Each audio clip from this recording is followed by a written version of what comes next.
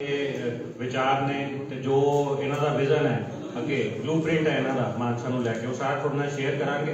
उस तो बाद 1-to-1 सैशन भी रखांगे। थोड़े जे किसी दे कोई सवाल जवाब होण, कोई तुसीं कुछ पूछना चाहते हो, जानना चाहते हो तो उहदे लई भी तुसीं वेलकम हो। Thank you.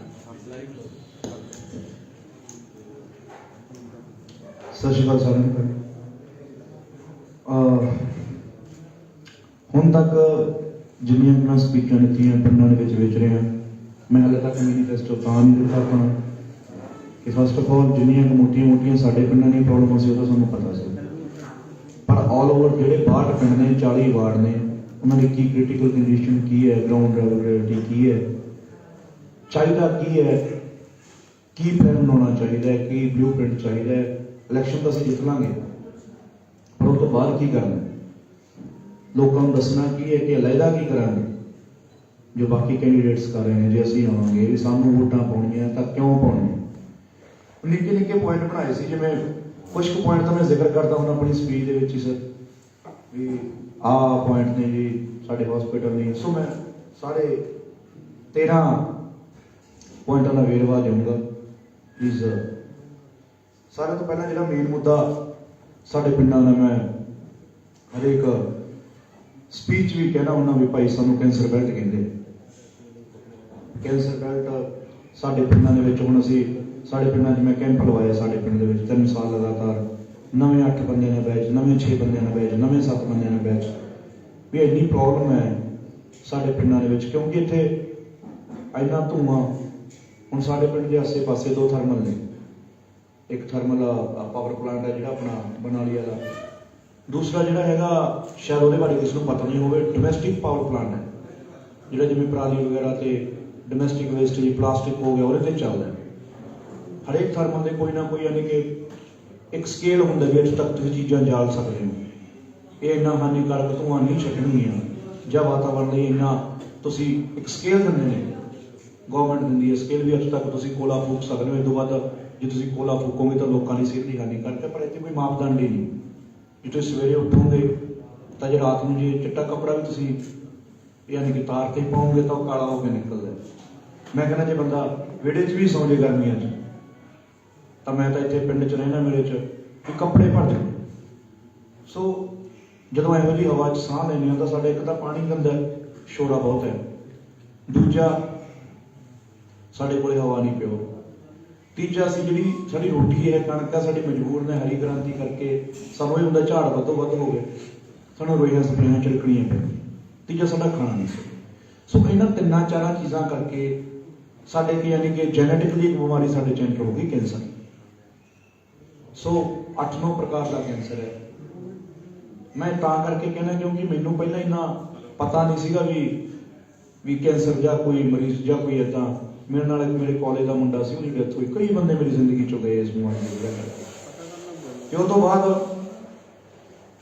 मैं पिंड दे विच करवाया तो मैं उत्थे होर लोग आए, पहले साल तो साडे पिंड दे ने चैकअप करवाया। उस तो बाद जिले चो आए, उस तो बाद पंजाब च। एक बार तो रोपड़ की कुड़ी आई, उहदे कोले रिपोर्ट सीगी PGI दे विच जिथे लिखिया होया सी सर्टिफिकेशन कि फेल, हरेक रिपोर्ट दे विच फेल। वो कहंदी मैनूं अजे तक ये नहीं पता लग रहा कि सानूं भी मैनूं फेल क्यों लिख दिंदे ने। तो जो उन्हें चैकअप करवाया उत्थों तो जी रिपोर्ट आई, वो मैनूं डॉक्टर साहब कहते बेटा तू सारी जिंदगी जिवेंगी। एक 19 साल की कुड़ी जो कैंसर है, वो कहना भी तेरा कैंसर जानलेवा नहीं, जिन्ना चਿਰ तू दवाई खाएगी उन्ना चਿਰ तू सर्वाइव हो सकती है। सो सब तो वड्डी प्रॉब्लम यह है कि साडे कोले मरीज बहुत ने पर हस्पताल कोई नहीं। मैं पिंडां 'च लोकां नूं पुछदा रहना, जानदा रहना भी भाई तुसीं नेड़े तेड़े एक मैनूं कैंसर हॉस्पिटल दसो अपने इलाके 'च, तो किसी को पता ही नहीं होंदा, हरेक बीकानेर का नाम लैंदा। सो कैंसर के मरीजों की पहला पॉइंट जो है कैंसर के मरीजों की मल्टी स्पैशलिस्ट हस्पताल लिया जाए। मेरी पूरी कोशिश होगी कि कुछ ना कुछ असीं सॉर्ट करिए तो हॉस्पिटल। दूजा पॉइंट यह है कि आप सारे जानते हैं भी मानसा के एक मीह पै जाए तो की हाल। मैं कहना जो मानसा का नरक कढ़ना हो तो सीवरेज सैट कर दे इत्थों दा, जिहड़ा अजे तक सैट ही नहीं आया। पता नहीं की उसकी वजह रही, क्यों वो इदां का रहा। बरसात में पानी की निकासी ते सीवरेज सिस्टम का मसला निपटाउणा, किवें निपटाउणा वो असीं देखना, वो कंसिडर करना, तो इहनूं असीं किवें निपटावांगे। तीजा पॉइंट जिहड़ा आपां ਭਾਈ ਗੁਰਦਾਸ ਜੀ ਦਾ ਨਾਲ ਜਿਹੜਾ ਡੰਪ ਲੱਗਿਆ ਹੋਇਆ, ਇੰਨਾ ਵੱਡਾ ਕੂੜਾ ਕਰਕਟ ਲੱਗਿਆ, ਕਰੋੜਾਂ ਰੁਪਏ ਤੇ ਇੰਨੀ ਸਿਆਸਤ ਹੋ ਗਈ। ਕਿੰਨੇ ਇੱਥੋਂ ਬੰਦੇ ਇਸ ਨੂੰ ਡ੍ਰੀਮ ਪ੍ਰੋਜੈਕਟ ਬਣਾ ਕੇ, ਕਈ ਬੰਦੇ ਵਿਚਾਰਿਆਂ ਨੇ ਜ਼ੋਰ ਵੀ ਲਾਇਆ ਵੀ ਇਸ ਨੂੰ ਸੈੱਟ ਕਰੀਏ, ਪਰ ਹਜੇ ਤੱਕ ਮੈਂ ਕਹਿੰਦਾ 7 ਸਾਲ ਦਾ ਮੈਂ ਸਾਈਕਲ ਤੇ ਇੱਥੇ ਆਉਣ ਲੱਗ ਗਿਆ ਸੀ ਤੇ ਅੱਜ ਮੈਂ 27 ਸਾਲਾਂ ਦਾ, 20 ਸਾਲ ਮੈਨੂੰ ਦੇਖਦੇ ਨੂੰ।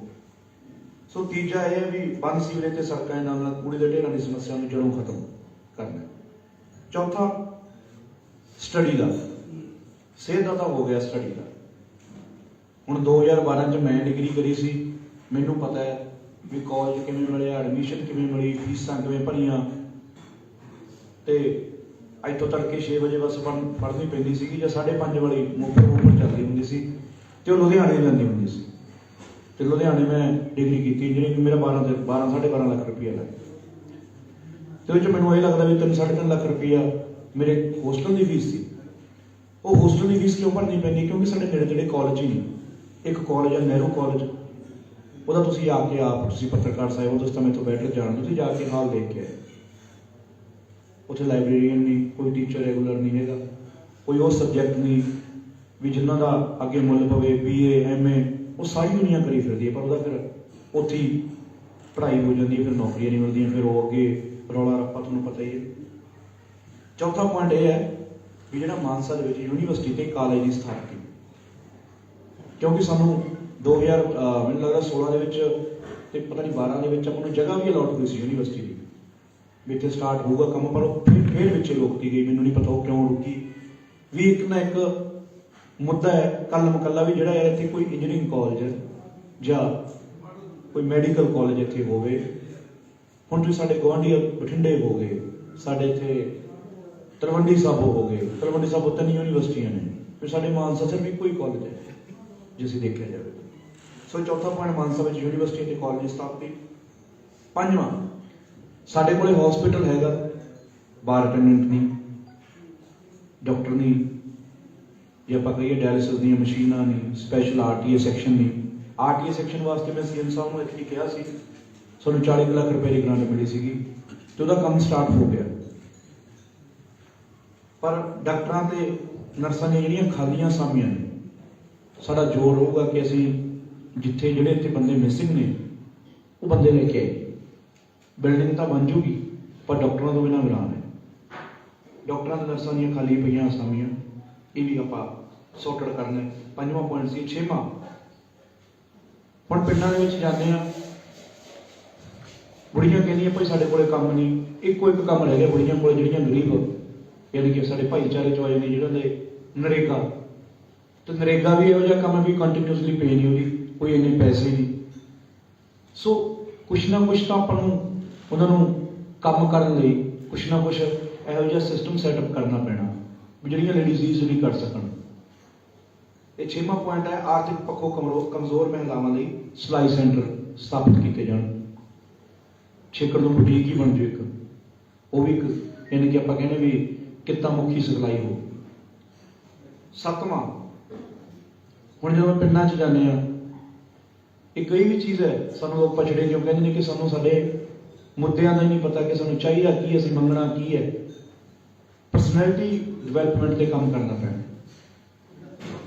ਜਿਵੇਂ SC ਤੇ OBC ਭਾਈਚਾਰੇ ਦੇ ਨੌਜਵਾਨਾਂ ਲਈ ਸ਼ਖਸੀਅਤ ਵਿਕਾਸ ਪ੍ਰੋਗਰਾਮ ਸ਼ੁਰੂ ਕੀਤੇ ਜਾਣਗੇ, ਯਾਨੀ ਕਿ ਗਰਾਊਂਡ ਲੈਵਲ ਐਜੂਕੇਟ ਕੀਤਾ ਜਾਊਗਾ।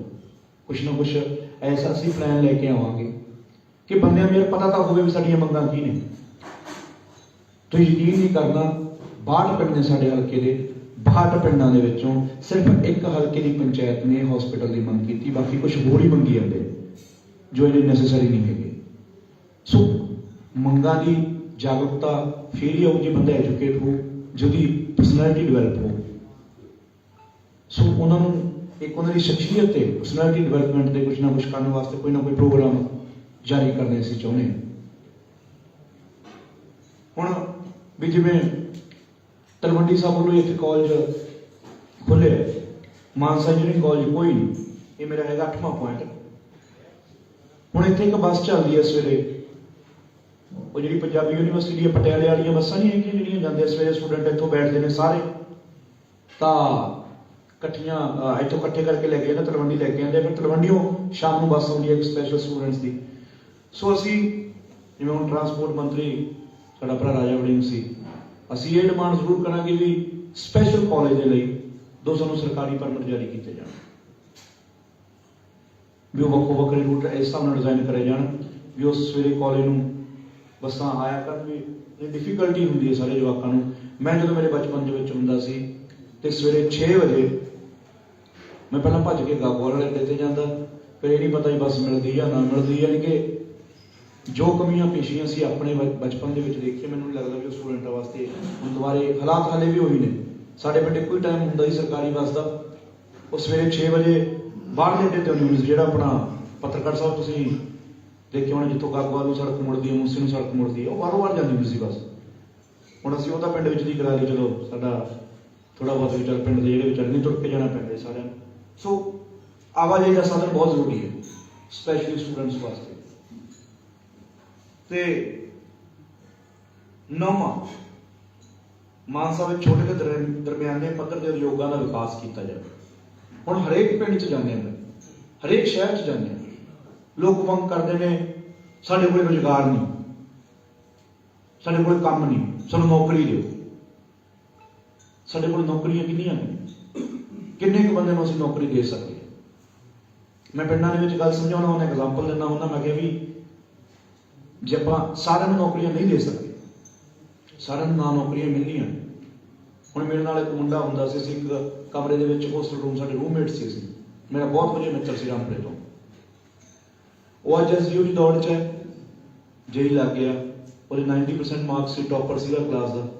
ਮੇਰੇ 68% ਮਾਰਕਸ ਸੀ, ਮੈਂ ਰਹਿ ਗਿਆ, ਮੈਨੂੰ ਜੌਬ ਨਹੀਂ ਮਿਲੀ। ਪਰ ਮੈਂ ਕੀ ਕੀਤਾ, ਮੈਂ ਇੱਕ ਸਵੈ ਕੀਤਾ ਸ਼ੁਰੂ ਕੀਤਾ, ਮੈਂ ਆਪਣੀ ਟੈਲੈਂਟ ਪਛਾਣਿਆ ਵੀ ਮੈਂ ਕਰ ਕੀ ਸਕਦਾ, ਮੇਰੇ ਢੋਲਕੀ ਦਾ ਸਗੀ ਮੈਂ ਉਹ ਕਰ ਲਿਆ। ਸੋ ਵੀ ਜਿਹੜੇ ਛੋਟੇ ਤੇ ਦਰਮਿਆਨੇ ਪੱਧਰ ਦੇ ਰੁਜ਼ਗਾਰ ਹੁੰਦੇ ਨੇ ਨਾ, ਬਹੁਤ ਚੀਜ਼ਾਂ ਹੁੰਦੀਆਂ ਨੇ। ਕੱਲ ਨੂੰ ਉਹ ਕਹਿੰਦੇ ਹੁੰਦੇ ਨਾ ਵੀ ਕੰਮ ਕੋਈ ਛੋਟਾ ਵੱਡਾ ਨਹੀਂ ਹੁੰਦਾ, ਵੀ ਪਰ ਉਹਨਾਂ ਨੂੰ ਇਹ ਹੈ ਵੀ ਉਹਨਾਂ ਨੂੰ ਗਰੋ ਕਰਨ ਦਾ ਲੈਵਲ, ਉਹਨੂੰ ਤਰੀਕਾ ਹੋਣਾ ਚਾਹੀਦਾ।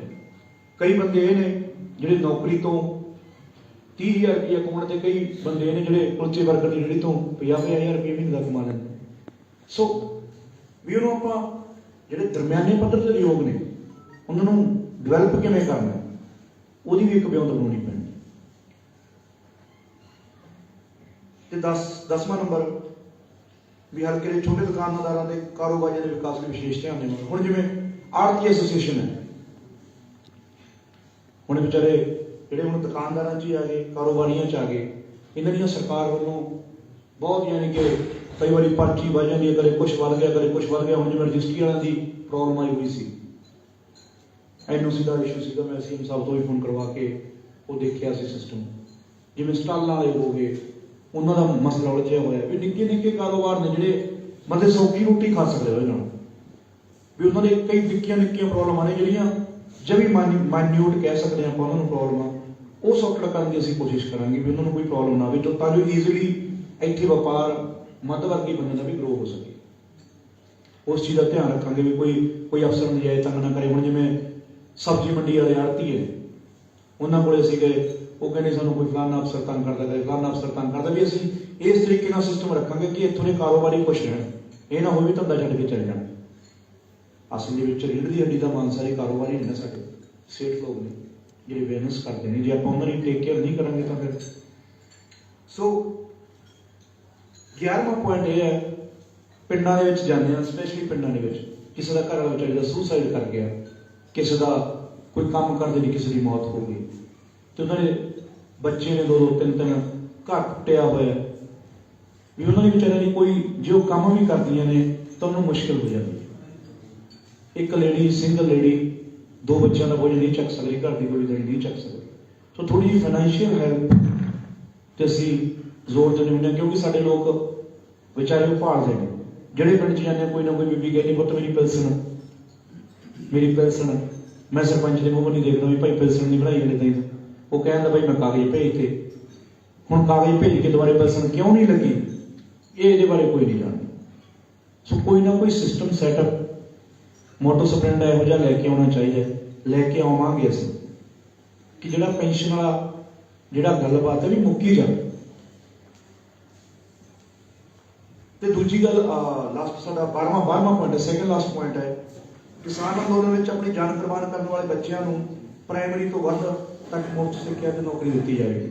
ਇਹ ਮੈਂ ਪਹਿਲਾਂ ਹੀ ਇੰਪਲੀਮੈਂਟ ਕਰਤਾ ਭਾਈ। ਇਹ ਇੰਪਲੀਮੈਂਟ ਕੀਤਾ ਸੀ, ਇੱਕ ਆਈਲੈਟਸ ਸੈਂਟਰ ਖੋਲ੍ਹਿਆ ਸੀ, ਮੇਰੇ ਤਾਇਆ ਜੀ ਨੇ ਖੋਲ੍ਹਿਆ ਸੀ। ਉਹਦੇ 'ਚ ਅਸੀਂ ਜਿੰਨੇ ਵੀ ਕਿਸਾਨਾਂ ਦੇ ਬੱਚੇ ਨੇ ਜਿਹੜੇ ਸ਼ਹੀਦ ਹੋਏ ਨੇ, ਫ੍ਰੀ ਆਈਲੈਟਸ ਕਰਵਾਇਆ। ਸੋ ਅੱਗੇ ਵੀ ਅਸੀਂ ਕੋਈ ਨਾ ਕੋਈ ਇਹੋ ਜਿਹੇ ਪਲਾਨ ਚਾਹੁੰਦੇ ਹਾਂ ਕਿ ਜਿਨ੍ਹਾਂ ਨੇ ਮਾਤਾ ਪਿਤਾ ਕਿਸਾਨ ਅੰਦੋਲਨ 'ਚ ਸ਼ਹੀਦ ਹੋ ਗਏ, ਸਾਡੇ ਤਾਂ ਬਹੁਤ ਸ਼ਹੀਦ ਹੋਏ ਨੇ ਸਾਡੇ ਜ਼ਿਲ੍ਹੇ 'ਚੋਂ, ਅਸੀਂ ਚਾਹੁੰਦੇ ਹਾਂ ਵੀ ਉਹਨਾਂ ਦੇ ਬੱਚਿਆਂ ਦੇ ਵਿਕਾਸ ਲਈ ਕੋਈ ਨਾ ਕੋਈ ਇਹੋ ਜਿਹੀ ਪਲੈਨਿੰਗ ਲੈ ਕੇ ਆਈਏ ਕਿ ਉਹਨਾਂ ਦੇ ਪੜ੍ਹਾਈ ਦਾ ਖਰਚਾ ਚੁੱਕਿਆ ਜਾਵੇ, ਚਾਹੇ ਉਹ ਸਰਕਾਰੀ ਹੋਵੇ ਜਾਂ ਗੈਰ ਸਰਕਾਰੀ ਹੋਵੇ, ਕਿਵੇਂ ਨਾ ਕਿਵੇਂ ਕਰਕੇ ਉਹਨਾਂ ਨੂੰ ਕੋਈ ਫਾਈਨੈਂਸ਼ੀਅਲ ਹੈਲਪ ਕੀਤੀ ਜਾਵੇ। ਤੇ ਲਾਸਟ ਪੁਆਇੰਟ, ਵੱਖ-ਵੱਖ ਖੇਡਾਂ ਲਈ ਸਪੋਰਟਸ ਸਟੇਡੀਅਮ ਬਣਾਏ ਜਾਣਗੇ ਤੇ ਕਬੱਡੀ ਖਿਡਾਰੀਆਂ ਲਈ ਸਰਕਾਰੀ ਮਦਦ ਮੁਹੱਈਆ ਕੀਤੀ ਜਾਏਗੀ। ਹੁਣ ਇਹ ਬੜਾ ਮੇਨ ਪੁਆਇੰਟ ਹੈ। ਜਦੋਂ ਮੈਂ ਸਾਡੇ ਪਿੰਡ ਦੀ ਸਰਪੰਚੀ 'ਚ ਆਇਆ ਸੀ, ਸਾਡੇ ਪਿੰਡ ਇੱਕ ਵੀ ਗਰਾਊਂਡ ਨਹੀਂ ਸੀ। ਇੱਕ ਗਰਾਊਂਡ ਸੀਗਾ 5 ਕਿੱਲਿਆਂ ਦਾ, ਪਰ 4 ਕਿੱਲੇ ਸਕੂਲ ਨੇ ਠੇਕੇ ਤੇ ਦਿੱਤੇ ਹੋਏ ਸੀ ਤੇ 1 ਕਿੱਲੇ ਦੇ ਵਿੱਚ ਵੀ ਲੋਕ ਝੋਨਾ ਢੋ ਲੈਂਦੇ ਸੀ ਜਾਂ ਕਣਕ ਢੋ ਲੈਂਦੇ ਸੀ। ਤੇ ਮੈਂ ਜਦੋਂ ਸਾਡੀ ਪੰਚਾਇਤ ਦੇ ਵਿੱਚ ਆਇਆ, ਅਸੀਂ 3 ਗਰਾਊਂਡ ਪਾਸ ਕਰਵਾਏ। ਇੱਕ ਸਾਡੇ 44 ਲੱਖ ਰੁਪਏ ਦਾ ਵੱਡਾ ਟਰੈਕ ਪਾਸ ਕਰਵਾਇਆ ਤੇ ਉਹ 5 ਕਿੱਲੇ ਛਡਾਏ ਨੇ। ਹੋਇਆ ਤਾਂ ਕਲੇਸ਼ ਮੇਰਾ ਪੂਰਾ ਪਿੰਡ। ਮੇਰੇ ਕਈ ਇਹ ਵੀ ਕਹਿੰਦੇ ਪੁੱਤ ਕਣਕ ਬੀਜ ਲਈ। ਮੈਂ ਕਿਹਾ ਜਦੋਂ ਜਵਾਕ ਹੀ ਨਹੀਂ ਬਚੇ, ਕਣਕ ਦਾ ਕੀ ਕਰੋਗੇ ਭਾਈ? ਜਵਾਕ ਤਾਂ ਆਪਣੇ ਨਸ਼ੇ 'ਚ ਗਲਤਾਨ ਹੋਈ ਜਾਂਦੇ। ਜੇ ਇਹਨਾਂ ਨੂੰ ਖੇਡਣ ਨੂੰ ਟਾਈਮ ਮਿਲੂ, ਇਹਦਾ ਤਾਸ਼ ਖੇਡੀ ਜਾਂਦੇ, ਕਦੇ ਤਾਸ਼ ਖੇਡਣ ਦੀ ਉਮਰ ਥੋੜੀ ਹੁੰਦੀ 20-22 ਸਾਲ ਦੇ ਜਵਾਕਾਂ ਦੀ। ਸੋ ਸਾਡੀ ਮੇਨ ਤੇ ਲਾਸਟ ਪੁਆਇੰਟ ਇਹ ਰਹਿ ਗਿਆ ਸੀਗਾ ਕਿ ਵੱਖ-ਵੱਖ ਖੇਡਾਂ ਲਈ ਵਧੀਆ ਗਰਾਊਂਡ। ਹੁਣ ਸਾਡੇ ਪਿੰਡ ਦੇ ਵਿੱਚ ਅਸੀਂ ਵਾਲੀਬਾਲ ਟਰੈਕ ਤਿਆਰ ਕੀਤਾ, ਇੱਕ ਵਧੀਆ ਗਰਾਊਂਡ ਹੈ। ਇੱਕ ਤਾਂ ਬਾਸਕਟਬਾਲ ਦਾ ਤਿਆਰ ਕਰ ਰਹੇ ਹਾਂ, ਇੱਕ ਜਿਮ ਲਿਆਂਦਾ ਹੈ। ਇਹ ਯਾਨੀ ਕਿ ਮੇਨ ਮੰਗਾਂ ਨੇ ਜਿਹੜੀਆਂ ਨਿੱਕੀਆਂ ਮਾਈਨਿਊਟ ਚੀਜ਼ਾਂ ਜਿਹੜੀਆਂ ਅਸੀਂ ਇੰਪਲੀਮੈਂਟ ਕਰ ਸਕਦੇ ਹਾਂ। ਤੇ ਦੂਜੀ ਗੱਲ ਇਹ ਹੈ ਵੀ ਸਾਡੇ ਪਿੰਡਾਂ ਦੇ ਵਿੱਚ ਕਬੱਡੀ ਪਲੇਅਰ ਬਹੁਤ ਨੇ ਤੇ ਕਬੱਡੀ ਇੱਕ ਇਹੋ ਜਿਹੀ ਗੇਮ ਹੈ ਜਿਹਦੇ ਵਿੱਚ ਨੁਕਸਾਨ ਦਾ ਐਡਾ ਕੀ ਕਹਿੰਦੇ ਹੁੰਦੇ ਆਪਾਂ ਵੀ ਚਾਂਸਸ ਜ਼ਿਆਦਾ ਨੇ ਵੀ ਉਹ ਦੁਬਾਰੇ ਖੇਡ ਨਹੀਂ ਸਕਦੇ। ਕਈ ਬੰਦੇ ਨੇ ਵਿਚਾਰਿਆਂ ਦੇ ਗੋਡਾ ਨਿਕਲਣ ਲੱਗ ਜਾਂਦਾ, ਕਈ ਮੁੜ ਕੇ ਖੇਡ ਹੀ ਨਹੀਂ ਪਾਉਂਦੇ ਤੇ ਉਹਨਾਂ ਦਾ ਕਰੀਅਰ ਬਰਬਾਦ ਹੋ ਜਾਂਦਾ। ਉਹਨਾਂ ਲਈ ਕੋਈ ਵਿੱਤੀ ਸਹਾਇਤਾ ਪਲੇਅਰਸ ਵਾਸਤੇ, ਉਹਨਾਂ ਦੀ ਐਪਰੀਸ਼ੀਏਸ਼ਨ ਵਾਸਤੇ, ਉਹਦੇ ਵਾਸਤੇ ਵੀ ਅਸੀਂ ਚਾਹੁੰਦੇ ਵੀ ਕੋਈ ਨਾ ਕੋਈ ਉਹਨਾਂ ਵਾਸਤੇ ਕੋਈ ਸਕੀਮ ਲੈ ਕੇ ਆਈਏ ਕਿ ਉਹਨਾਂ ਨੂੰ ਫਾਈਨੈਂਸ਼ੀਅਲੀ ਹੈਲਪ ਕੀਤੀ ਜਾ ਸਕੇ। ਆਫਟਰ ਦੇਅਰ ਕਰੀਅਰ ਗੋਨ ਉਹਨਾਂ ਨੂੰ ਅਸੀਂ ਕੋਈ ਸਪੋਰਟ ਕਰ ਸਕੀਏ। ਸੋ ਭਾਈ ਇਹ ਮੇਰੀ ਮਾਨਸਾ ਦੀ ਵਾਅਦੇ ਸੀ, ਵਾਅਦਾ ਹੀ ਕਹਿ ਲਓ, ਜਾਂ ਜੋ ਮੇਰੇ ਮਨ ਦੇ ਵਿੱਚ ਵਿਚਾਰ ਸੀ ਕਿ ਮੈਂ ਇਹ ਇੰਪਲੀਮੈਂਟ ਕਰਨਾ ਚਾਹੁੰਦਾ। ਸਪੈਸ਼ਲੀ ਇਹ 2 ਟੌਪਿਕ ਸੀ ਜਿਹੜੇ cancer hospital and universities the main ਨੇ। ਸੋ ਅਸੀਂ ਇਹ ਚਾਹੁੰਦੇ ਹਾਂ ਕਿ ਇੰਪਲੀਮੈਂਟ ਹੋ ਜਾਏ। ਸਾਰੇ ਨਾ ਹੁਣ ਤਾਂ ਘੱਟੋ ਘੱਟ 2 ਤਾਂ ਹੋਣ ਹੀ ਹੋਣ ਕੈਂਸਰ ਹਸਪੀਟਲ ਤੇ ਯੂਨੀਵਰਸਿਟੀ, ਕਿਉਂਕਿ ਇਹ ਮੁੱਢਲੀਆਂ ਚੀਜ਼ਾਂ ਨੇ। ਸਾਡੇ ਲੋਕ ਗਲੀਆਂ ਨਾਲੀਆਂ ਨੂੰ ਵਿਕਾਸ ਸਮਝੀ ਜਾਂਦੇ ਆ, ਪਰ ਵਿਕਾਸ ਤਾਂ ਸਿਹਤ ਤੇ ਸਿੱਖਿਆ। ਸਾਡੀ ਸਿਹਤ ਕੈਂਸਰ ਨੇ ਖਾ ਲਈ, ਸਿੱਖਿਆ ਲਈ ਸਾਡੇ ਕੋਲ ਕੋਈ ਮਾਧਿਅਮ ਨਹੀਂ। ਸੋ ਇੰਨੀਆਂ ਗੱਲਾਂ ਸੀ। ਜੇ ਕੋਈ ਕੁਐਸਚਨ ਵਗੈਰਾ ਹੈਗਾ ਤਾਂ ਤੁਸੀਂ ਮੈਨੂੰ ਪੁੱਛ ਸਕਦੇ ਹੋ।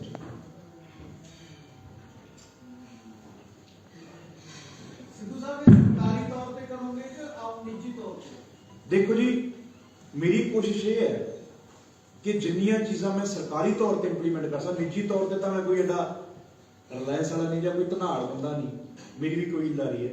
ਮੈਂ ਕੋਸ਼ਿਸ਼ ਕਰੂੰਗਾ ਕਿ ਮੋਸਟ ਆਫ ਦਾ ਪ੍ਰੋਸੈਸ ਸਰਕਾਰ ਥਰੂ ਲਿਆਂਦਾ ਜਾਵੇ। ਪਰ ਜਿਹੜੀਆਂ ਚੀਜ਼ਾਂ ਜਿਵੇਂ ਹੁਣ ਕੋਈ ਆ ਹੋ ਗਿਆ, ਆਪਣਾ ਹੋ ਗਿਆ ਜਿਵੇਂ ਦਰਮਿਆਨੇ ਪੱਧਰ ਤੇ, ਜਿਵੇਂ ਹੁਣ ਸਿਲਾਈ ਵਾਲਾ ਹੋ ਗਿਆ, ਮਸ਼ੀਨਾਂ ਕੀ ਹੁੰਦੀਆਂ ਨੇ, ਜੇ ਆਪਾਂ ਦੇਖੀਏ 70 ਮਸ਼ੀਨਾਂ ਹੋਣਗੀਆਂ ਬਈ ਪਿੰਡ ਨੂੰ ਦਿੱਤੀਆਂ ਕਿਸੇ ਨੂੰ, ਹਨਾ, ਇਹੋ ਜਿਹੀ ਮਦਦ ਜਿਹੜੀ ਕਰ ਸਕਦੇ ਹੋਏ ਉਹ ਨਿੱਜੀ ਵੀ ਕੀਤੀ ਜਾਓ। ਵੀ ਜਿਵੇਂ ਹੁਣ ਮੈਂ ਕਹਾਂ ਵੀ ਮੈਂ ਗਰਾਊਂਡ ਕੋਈ ਕਰੋੜ ਦਾ ਬਣਾਉਂ ਤਾਂ 62 ਪਿੰਡ ਨੇ, 62 ਕਰੋੜ ਦਾ ਬਜਟ ਚਾਹੀਦਾ। ਸੋ ਜਿਹੜੀਆਂ ਚੀਜ਼ਾਂ ਤਾਂ ਮੈਂ ਇੱਥੋਂ ਆਪ ਕਰ ਸਕਿਆ ਤਾਂ ਮੈਂ ਕਰੂੰਗਾ ਇੱਥੋਂ। ਬਾਕੀ ਮੈਂ ਗਵਰਨਮੈਂਟ ਤੋਂ ਜ਼ਰੂਰ ਟਾਈਮ ਆ ਮੇਰੀ, ਬਸ ਬਾਕੀ ਜ਼ਰੂਰ ਕਰਾਂਗਾ। ਹੋਰ ਕੋਈ ਕੁਐਸਚਨ ਸਰ? ਜੀ ਸਰ। ਹੁਣ ਤੱਕ ਤੁਹਾਡੇ ਦੂਸਰੀ ਪਾਰਟੀਆਂ ਵਿੱਚ ਜਿਵੇਂ ਆਮ ਆਦਮੀ ਪਾਰਟੀ ਹੈ, ਜੀ ਸਰ, ਅਕਾਲੀ ਦਲ ਹੈ ਜੀ, ਕਿੰਨੇ ਪਰਿਵਾਰ ਸ਼ਾਮਲ ਹੋਇਆ ਤੁਹਾਡੇ ਨਾਲ? ਸਾਡੇ ਖੀਵਾ ਦੇ ਵਾਲੇ ਦੀ ਪੂਰੀ ਪੰਚਾਇਤ ਹੋਗੀ ਜੀ, ਤੇ ਬਹੁਤ ਅਕਾਲੀ ਛੱਡ ਕੇ ਆ ਰਹੇ ਨੇ, ਆਮ ਆਦਮੀ ਵਾਲੇ ਛੱਡ ਕੇ ਆ ਰਹੇ ਨੇ। ਕੱਲ ਅਸੀਂ ਆਮ ਆਦਮੀ ਦੇ 3-4 ਪਰਿਵਾਰ ਰਲਾਏ ਨੇ। ਪਿੰਡਾਂ ਦੇ ਵਿੱਚੋਂ ਆਮ ਆਦਮੀ ਦੇ ਲੋਕ ਰਲ ਰਹੇ ਨੇ ਹੁਣ, ਜਿਹੜੇ ਪਿਛਲੇ ਸਾਲਾਂ ਦੇ ਵਿੱਚ। ਸੋ ਇਹ ਮੈਨੂੰ ਇਹ ਲੱਗਦਾ ਆਉਣਾ ਜਾਣਾ ਲੱਗਿਆ ਰਹਿਣਾ। ਸਾਡੇ ਚੋਂ ਵੀ ਕਈ ਗਏ, ਉਧਰੋਂ ਵੀ ਸਾਡੇ ਬੰਨੀ ਆਏ ਨੇ। ਸੋ ਇਹ ਚੱਲਦਾ ਰਿਹਾ। ਹਾਂਜੀ ਸਰ। ਪਾਰਟੀ ਦੇ ਵਿੱਚ ਸੁਖਬੀਰ ਸਿੱਧੂ ਪੰਜਾਬ ਮਾਡਲ ਪੇਸ਼ ਕਰ ਰਹੇ ਆ ਜੀ ਸਰ। ਉਸ ਨੂੰ ਲੈ ਕੇ ਕਾਫੀ ਵਿਰੋਧ ਵੀ ਹੁੰਦਾ ਜੀ ਸਰ। ਜੀ ਸਰ। ਉਸ ਦਰਮਿਆਨ ਜਦੋਂ ਹਲੇ ਤੁਹਾਡੀ ਪਾਰਟੀ ਦਾ ਮੈਨੀਫੈਸਟੋ ਨਹੀਂ ਆਇਆ, ਤੁਸੀਂ ਮੈਨੀਫੈਸਟੋ ਜਾਰੀ ਕਰਿਆ ਕਿ ਪਾਰਟੀ ਨਾਲ ਕੋਈ ਸਲਾਹ ਹੋਈ ਹੈ ਜਾਂ ਤੁਹਾਡਾ ਨਿੱਜੀ ਮੈਨੀਫੈਸਟੋ ਹੈ? ਪਤਾ ਕੀ ਗੱਲ ਹੈ ਸਰ, ਮੈਂ ਜਦੋਂ ਪਿੰਡਾਂ ਦੇ ਵਿੱਚ ਮੇਰਾ ਕਿਹੜੀ ਗੱਲ ਦਾ ਮੈਨੂੰ ਟਾਰਗੇਟ ਕੀਤਾ ਜਾ ਰਿਹਾ ਕਿ ਦੱਸ ਤੂੰ ਕਰਨਾ ਕੀ ਚਾਹੁੰਦਾ ਹੈ। ਮਤਲਬ ਇਹ ਮੈਨੀਫੈਸਟੋ ਘੱਟ ਮੇਰੀਆਂ ਸਵੈ ਇੱਛਾਵਾਂ ਜ਼ਿਆਦਾ ਨੇ ਕਿ ਯਾਰ ਇਹ ਚੀਜ਼ਾਂ ਮੈਂ ਇੰਪਲੀਮੈਂਟ ਕਰੂੰਗਾ ਜਿਵੇਂ ਮਰਜ਼ੀ ਕਰ। ਜਿਹੜੀਆਂ ਚੀਜ਼ਾਂ ਮੈਂ ਆਪਦੇ ਤਾਂ ਯਾਨੀ ਕਿ ਆਪਾਂ ਕਹਿੰਦੇ ਵੀ ਹੱਡ ਬੀਤੀ, ਇੱਕ ਜੱਗ ਬੀਤੀ, ਇੱਕ ਹੱਡ ਬੀਤੀ, ਇਹਨਾਂ ਦੇ ਵਿੱਚੋਂ ਮੋਸਟ ਆਫ ਪੁਆਇੰਟ ਹੱਡ ਬੀਤੀ ਵਾਲੇ ਨੇ। ਹੁਣ ਮੰਨ ਲਈਏ ਮੈਂ ਟੂਰਨਾਮੈਂਟ ਤੇ ਗਿਆ, ਉੱਥੇ ਮੈਂ ਜੋ ਟੂਰਨਾਮੈਂਟ ਤੇ ਗਿਆ ਇੱਕ ਮੁੰਡੇ ਦਾ ਮੇਰੇ ਸਾਹਮਣੇ ਗੋਡਾ ਨਿਕਲ ਗਿਆ ਯਾਰ, ਤੇ ਨਾ ਟੂਰਨਾਮੈਂਟ ਵਾਲੇ ਤਾਂ 11,000 ਦਾ ਨਾਮ ਤਾਂ ਦੇ ਦੇਣਗੇ ਵਿਚਾਰੇ, ਪਰ ਜੋ ਕਹਿਣਗੇ ਵੀ ਉਹਦੇ ਗੋਡੇ ਦਾ ਇਲਾਜ ਕਿਵੇਂ ਹੋਊਗਾ ਤੁਸੀਂ ਇਹ ਦੇਖੋ ਵੀ ਕਿਵੇਂ ਹੋ। ਤੇ ਇਹ ਵੀ ਹੋ ਸਕਦਾ ਕਿ ਮੁੜ ਕੇ ਖੇਡ ਹੀ ਨਾ ਪਾਵੇ, ਉਹਦਾ ਕਰੀਅਰ ਤਾਂ ਚੱਲ ਗਿਆ। ਸੋ ਇਹ ਚੀਜ਼ਾਂ ਯਾਨੀ ਕਿ ਡੇਲੀ ਨੋਟਡ ਚੀਜ਼ਾਂ ਨੇ ਵੀ ਇਹ ਕੋਈ ਬਾਹਲੇ ਵੱਡੇ ਇੰਪਲੀਮੈਂਟ ਦੀ ਵੀ ਸਰਕਾਰ। ਹਾਂ, ਦੋ ਚੀਜ਼ਾਂ ਬਹੁਤ ਵੱਡੀਆਂ ਨੇ, ਹਸਪੀਟਲ ਐਂਡ ਯੂਨੀਵਰਸਿਟੀ। ਸਾਨੂੰ ਪਹਿਲਾਂ ਵੀ ਜਗ੍ਹਾ ਅਲਾਟ ਹੋਈ ਸੀ ਇੱਕ ਵਾਰੀ ਯੂਨੀਵਰਸਿਟੀ, ਤੁਹਾਡੇ ਅਖਬਾਰ 'ਚ ਖਬਰਾਂ ਲੱਗੀਆਂ ਹੁਣ, ਤੁਸੀਂ ਤੁਹਾਨੂੰ ਪਤਾ ਹੋਣਾ।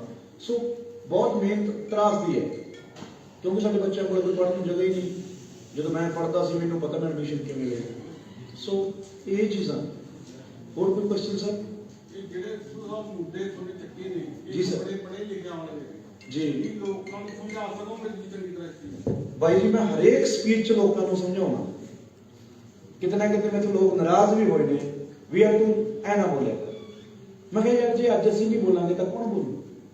ਹੁਣ ਕਈ ਥਾਵਾਂ ਤੇ ਮੈਂ ਉਹਨਾਂ ਨੂੰ ਗੱਲ ਕੀਤੀ, ਮੈਂ ਕਿਹਾ ਯਾਰ ਸਾਨੂੰ ਸ਼ੈੱਡ ਜ਼ਰੂਰੀ ਨੇ ਗਊਸ਼ਾਲਾ ਵਾਲੇ, ਜਾਂ ਫਿਰ ਸਾਨੂੰ ਹਸਪੀਟਲ ਜ਼ਰੂਰੀ ਹੈ।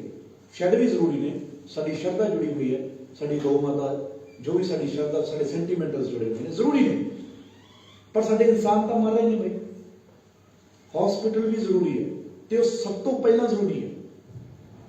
ਹੁਣ ਮੈਨੂੰ ਐਸਐਮਓ ਮਿਲੇ ਸੀਗੇ ਜਦੋਂ ਮੈਂ ਇਲੈਕਸ਼ਨ ਪਾਰਟੀ ਜੁਆਇਨ ਵੀ ਨਹੀਂ ਸੀ ਕਰੀ ਕਦੇ, ਤੇ ਉਹ ਮੈਨੂੰ ਕਹਿੰਦੇ, ਮੈਂ ਕਿਹਾ ਮੈਂ ਉਦਾਂ ਹੀ ਪੁੱਛ ਲਿਆ, ਮੈਂ ਕਿਹਾ ਕੀ ਹਾਲ ਹਸਪੀਟਲ ਦਾ? ਕਹਿੰਦਾ ਬੇਟਾ ਬਾਹਰ ਅਟੈਂਡੈਂਟ ਨਹੀਂ, ਸਾਡੇ ਕੋਲੇ ਕੋਈ ਡਾਇਲਿਸਿਸ ਮਸ਼ੀਨ ਨਹੀਂ, ਤੇ ਸਾਡੇ ਕੋਲੇ ਕੋਈ ਆਰਟੀਏ ਸੈਕਸ਼ਨ ਨਹੀਂ।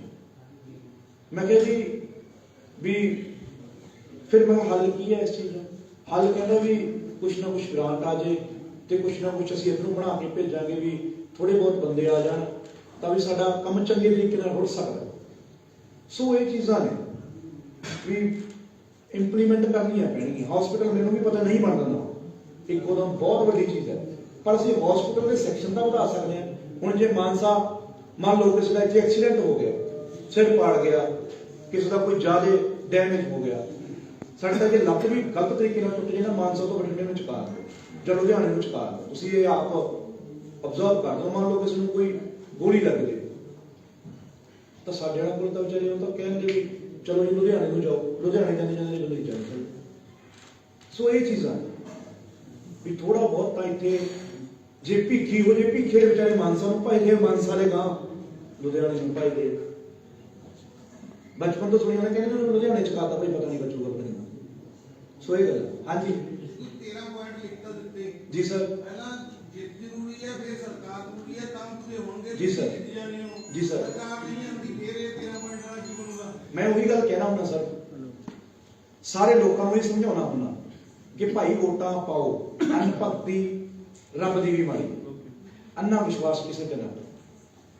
ਤੁਸੀਂ ਸਿੱਧੂ ਮੂਸੇਵਾਲੇ ਨੂੰ ਰੱਖੋ, ਵਿਜੇ ਸਿੰਘ ਨੂੰ ਰੱਖੋ, ਪ੍ਰੇਮ ਅਰੋੜੇ ਨੂੰ ਰੱਖੋ, ਹੋਰ ਕੈਂਡੀਡੇਟ ਐਕਸੈਕਟਰਾ ਜਿਹੜੇ ਹੈਗੇ ਨੇ ਰੱਖੋ, ਤੇ ਉਹਨਾਂ ਦੀ ਕ੍ਰੈਡੀਬਿਲਿਟੀ ਚੈੱਕ ਕਰੋ ਕਿ ਕਿਹੜਾ ਬੰਦਾ ਸਰਕਾਰ ਤੋਂ ਬਿਨਾਂ ਵੀ ਕੋਈ ਕੰਮ ਕਰਾ ਸਕਦਾ। ਸੋ ਦੇਖੋ ਜੀ, ਹਾਲਾਤਾਂ ਦਾ ਤਾਂ ਕਿਸੇ ਨੂੰ ਕੋਈ ਨਹੀਂ ਪਤਾ, ਪਰ ਆਪਣੀ ਇੰਨੀ ਕਹੇਗੀ ਹੈ ਵੀ ਥੋੜੇ ਬਹੁਤ ਨਿੱਜੀ ਕੰਮ ਤਾਂ ਅਸੀਂ ਲਈ ਜਾਵਾਂਗੇ, ਚਾਹੇ ਕੋਈ ਸਰਕਾਰ, ਚਾਹੇ ਜ਼ਮੀਨ ਲੈਣੀ ਪਏ। ਕਰਪਸ਼ਨ ਨੂੰ ਲੈ ਕੇ ਕਿਸ ਤਰ੍ਹਾਂ ਦਾ? ਕਰਪਸ਼ਨ ਨੂੰ ਲੈ ਕੇ ਤਾਂ ਭਾਈ ਮੇਰਾ ਬਹੁਤ ਸਟੈਂਡ ਹੈ। ਕਿਉਂ ਸਟੈਂਡ ਹੈ? ਮੈਂ ਕਰਪਸ਼ਨ ਹੀ ਦੇਖ ਰਿਹਾ ਵੀ ਇਹਦੇ ਨਾਲ ਖੁੱਲਾ ਸੌਦਾ ਹੈ, ਤੁਸੀਂ ਸਮਝ ਸਕਦੇ ਹੋ ਨਾ। ਸਿੱਧੂ ਇੱਕ ਵਾਰੀ ਵਿੱਚ ਆਪਾਂ ਕੀਤਾ ਵੀ ਕਿਸਾਨ ਅੰਦੋਲਨ ਦੌਰਾਨ ਸ਼ਹੀਦ ਹੋਏ ਪਰਿਵਾਰਾਂ ਦੇ ਬੱਚਿਆਂ ਨੂੰ ਕੀ ਹੈ ਕਿ ਤੱਕ ਦੀ ਪੜ੍ਹਾਈ ਮੁਫਤ ਕਰਵਾਈ ਜਾਊਗੀ ਤੇ ਸਰਕਾਰੀ ਨੌਕਰੀ। ਜੀ ਕਿਸਾਨ ਅੰਦੋਲਨ ਵਾਲੇ ਵਿੱਚ ਸ਼ਹੀਦ ਹੋਏ ਨੇ ਜਿਹੜੇ ਉਹਨਾਂ ਦੇ ਪਰਿਵਾਰਾਂ ਨੂੰ ਨੌਕਰੀ ਤਾਂ ਮਿਲ ਚੁੱਕੀ ਹੈ, ਪਰ ਇਸ ਤੋਂ ਇਲਾਵਾ ਜੇ ਆਪਾਂ ਗੱਲ ਕਰੀਏ ਮਜ਼ਦੂਰ ਪਰਿਵਾਰ ਨੇ ਜਿਹੜੇ ਉਹ ਵੀ ਕਰਜ਼ੇ ਦੇ ਬੋਝ ਕਾਰਨ ਖੁਦਕੁਸ਼ੀਆਂ ਕਰ ਜਾਂਦੇ ਨੇ।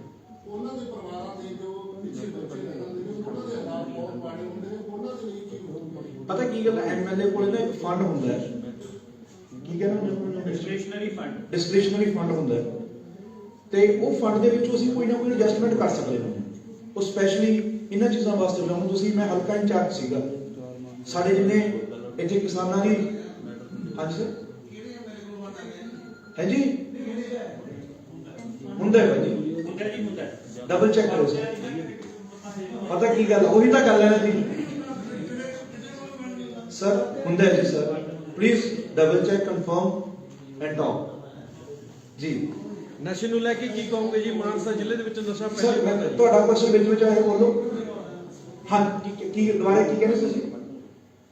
ਇਹ ਗੱਲ ਸੀ ਕਿ ਤੁਸੀਂ ਕਿਹਾ ਗਾ ਵੀ ਕਿਸਾਨ ਅੰਦੋਲਨ ਦੌਰਾਨ ਹਾਂ, ਮੈਂ ਤੁਹਾਨੂੰ ਗੱਲ ਦੱਸ ਰਿਹਾ ਸੀ ਕਿ ਮੈਂ ਇੱਕ ਹਲਕਾ ਇੰਚਾਰਜ ਸੀਗਾ। ਸਾਡੇ ਘੱਟੋ ਘੱਟ 15 ਤੋਂ 16 ਕਿਸਾਨ ਸੀਗੇ ਪਿੰਡਾਂ ਦੇ, ਮੇਰੇ ਕੋਲੇ ਬਾਪੂ ਜੀ ਆਏ। ਉਹਨਾਂ ਦੇ ਜਿਹੜੇ ਚੈੱਕ ਸੀ, ਮੇਰੀ ਖਬਰ ਵੀ ਲਾਈ ਕਿਸੇ ਨੇ ਵੀ ਚੈੱਕ ਉਹ ਵੰਡ ਕੇ ਆਇਆ, ਚੈੱਕ ਵੰਡ ਕੇ ਆਇਆ ਡਾਕਟਰੀ। ਉਸ ਸਮੇਂ ਵਿੱਚ ਮੈਂ ਕੁਝ ਵੰਡਿਆ ਨਹੀਂ ਸੀ।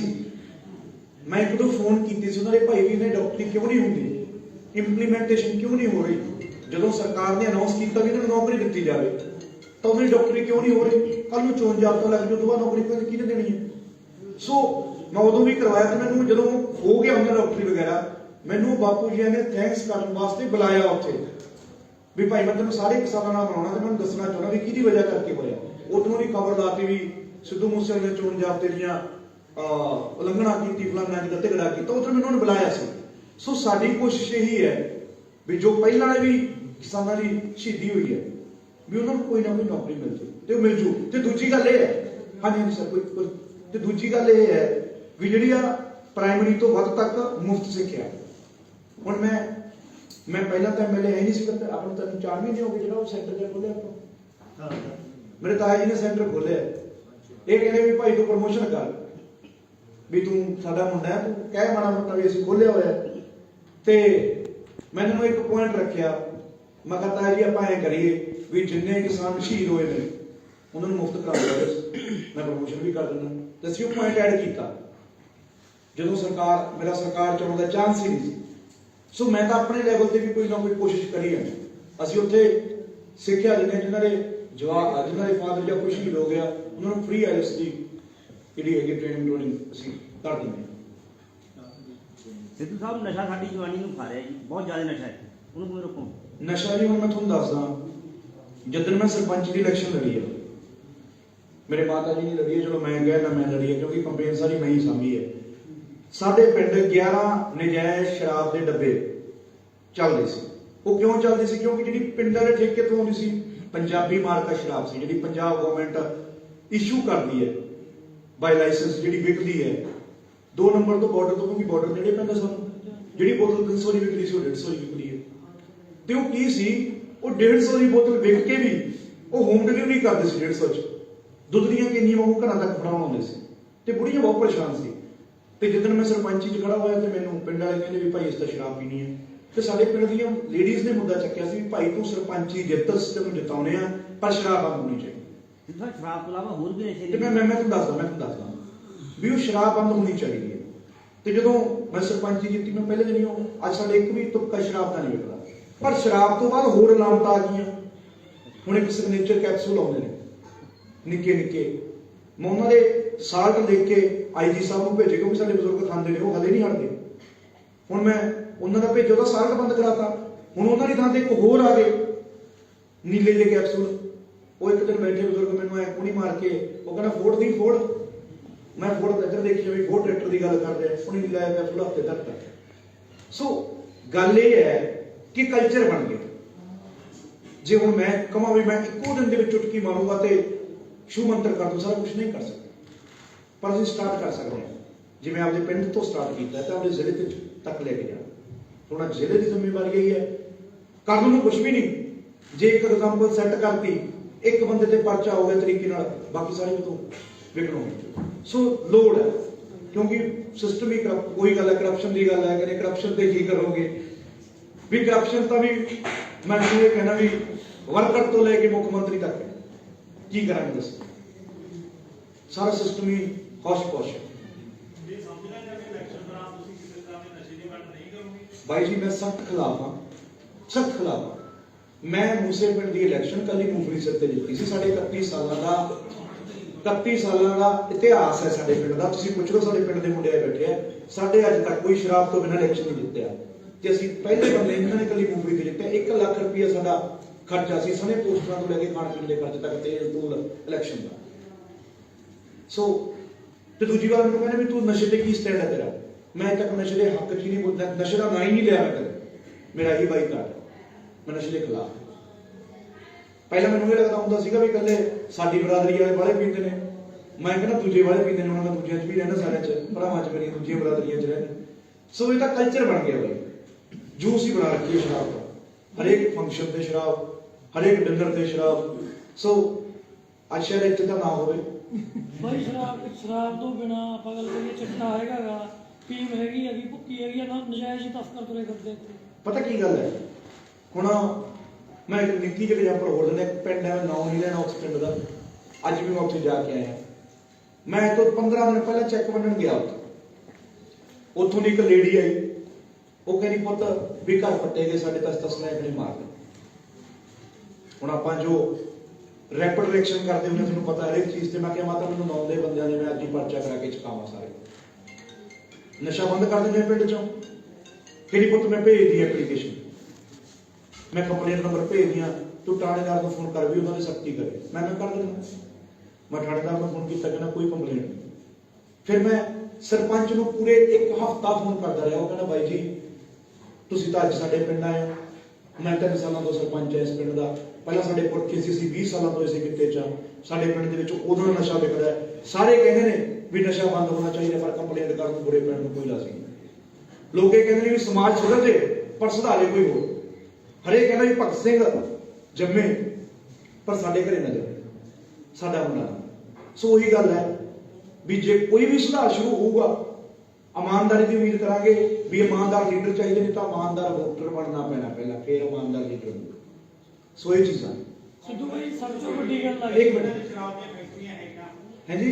ਕਾਂਗਰਸ ਕੁਝ ਅਜਿਹੇ ਲੀਡਰ ਜਿਨ੍ਹਾਂ ਨੇ ਦੂਜੀਆਂ ਸ਼ਰਾਬ ਦੀਆਂ ਫੈਕਟਰੀਆਂ, ਤੁਹਾਡੀ ਕੀ ਨੀਤੀ ਕੀਤੀ ਹੈ ਵੀ ਅਜਿਹੇ ਲੀਡਰਾਂ ਨੂੰ ਰੋਲ ਮਾਡਲ ਬਣਨਾ ਚਾਹੀਦਾ ਹੈ ਨਸ਼ਿਆਂ ਦੇ ਖਿਲਾਫ? ਸ਼ਰਾਬ ਪੀਂਦੇ ਕੌਣ ਹੈ ਬਈ? ਡਿਮਾਂਡ ਕਿੱਥੋਂ ਆਉਂਦੀ ਹੈ ਸ਼ਰਾਬ ਦੀ? ਚਲੋ ਉਹਨਾਂ ਦੀ ਬੰਦ ਕਰਵਾ ਦਿੰਦੇ, ਕੋਈ ਹੋਰ ਖੋਲ ਦੂ। ਨਹੀਂ, ਉਹ ਜਨਤਾ ਦੀ ਅਗਵਾਈ ਕਰਨ ਵਾਲੇ। ਨਹੀਂ, ਮੈਨੂੰ ਇਹ ਦੱਸੋ, ਜੇ ਤਾਂ ਉਹ ਲੀਡਰ ਘਰੇ ਬੋਤਲ ਫੜਾ ਕੇ ਆਉਂਦਾ ਹੈ, ਦੈਟਸ ਅ ਬੈਡ ਥਿੰਗ। ਜੇ ਕਿਸੇ ਨੂੰ ਫੜਾ ਕੇ ਵੀ ਤੂੰ ਪੀ 20 ਰੁਪਏ ਸਸਤੀ ਕਰਦਾ, 50 ਰੁਪਏ ਸਸਤੀ ਕਰਦਾ, ਦੈਟਸ ਅ ਬੈਡ ਥਿੰਗ। ਕਿਸੇ ਨੂੰ ਮਜਬੂਰ ਕਰਦਾ। ਸਰਕਾਰ ਨੂੰ, ਪੰਜਾਬ ਸਰਕਾਰ ਨੂੰ ਰੈਵਨਿਊ ਹੀ ਸ਼ਰਾਬ ਦੇ ਰਹੀ ਹੈ 10,000 ਕਰੋੜ ਸਾਲ ਦਾ।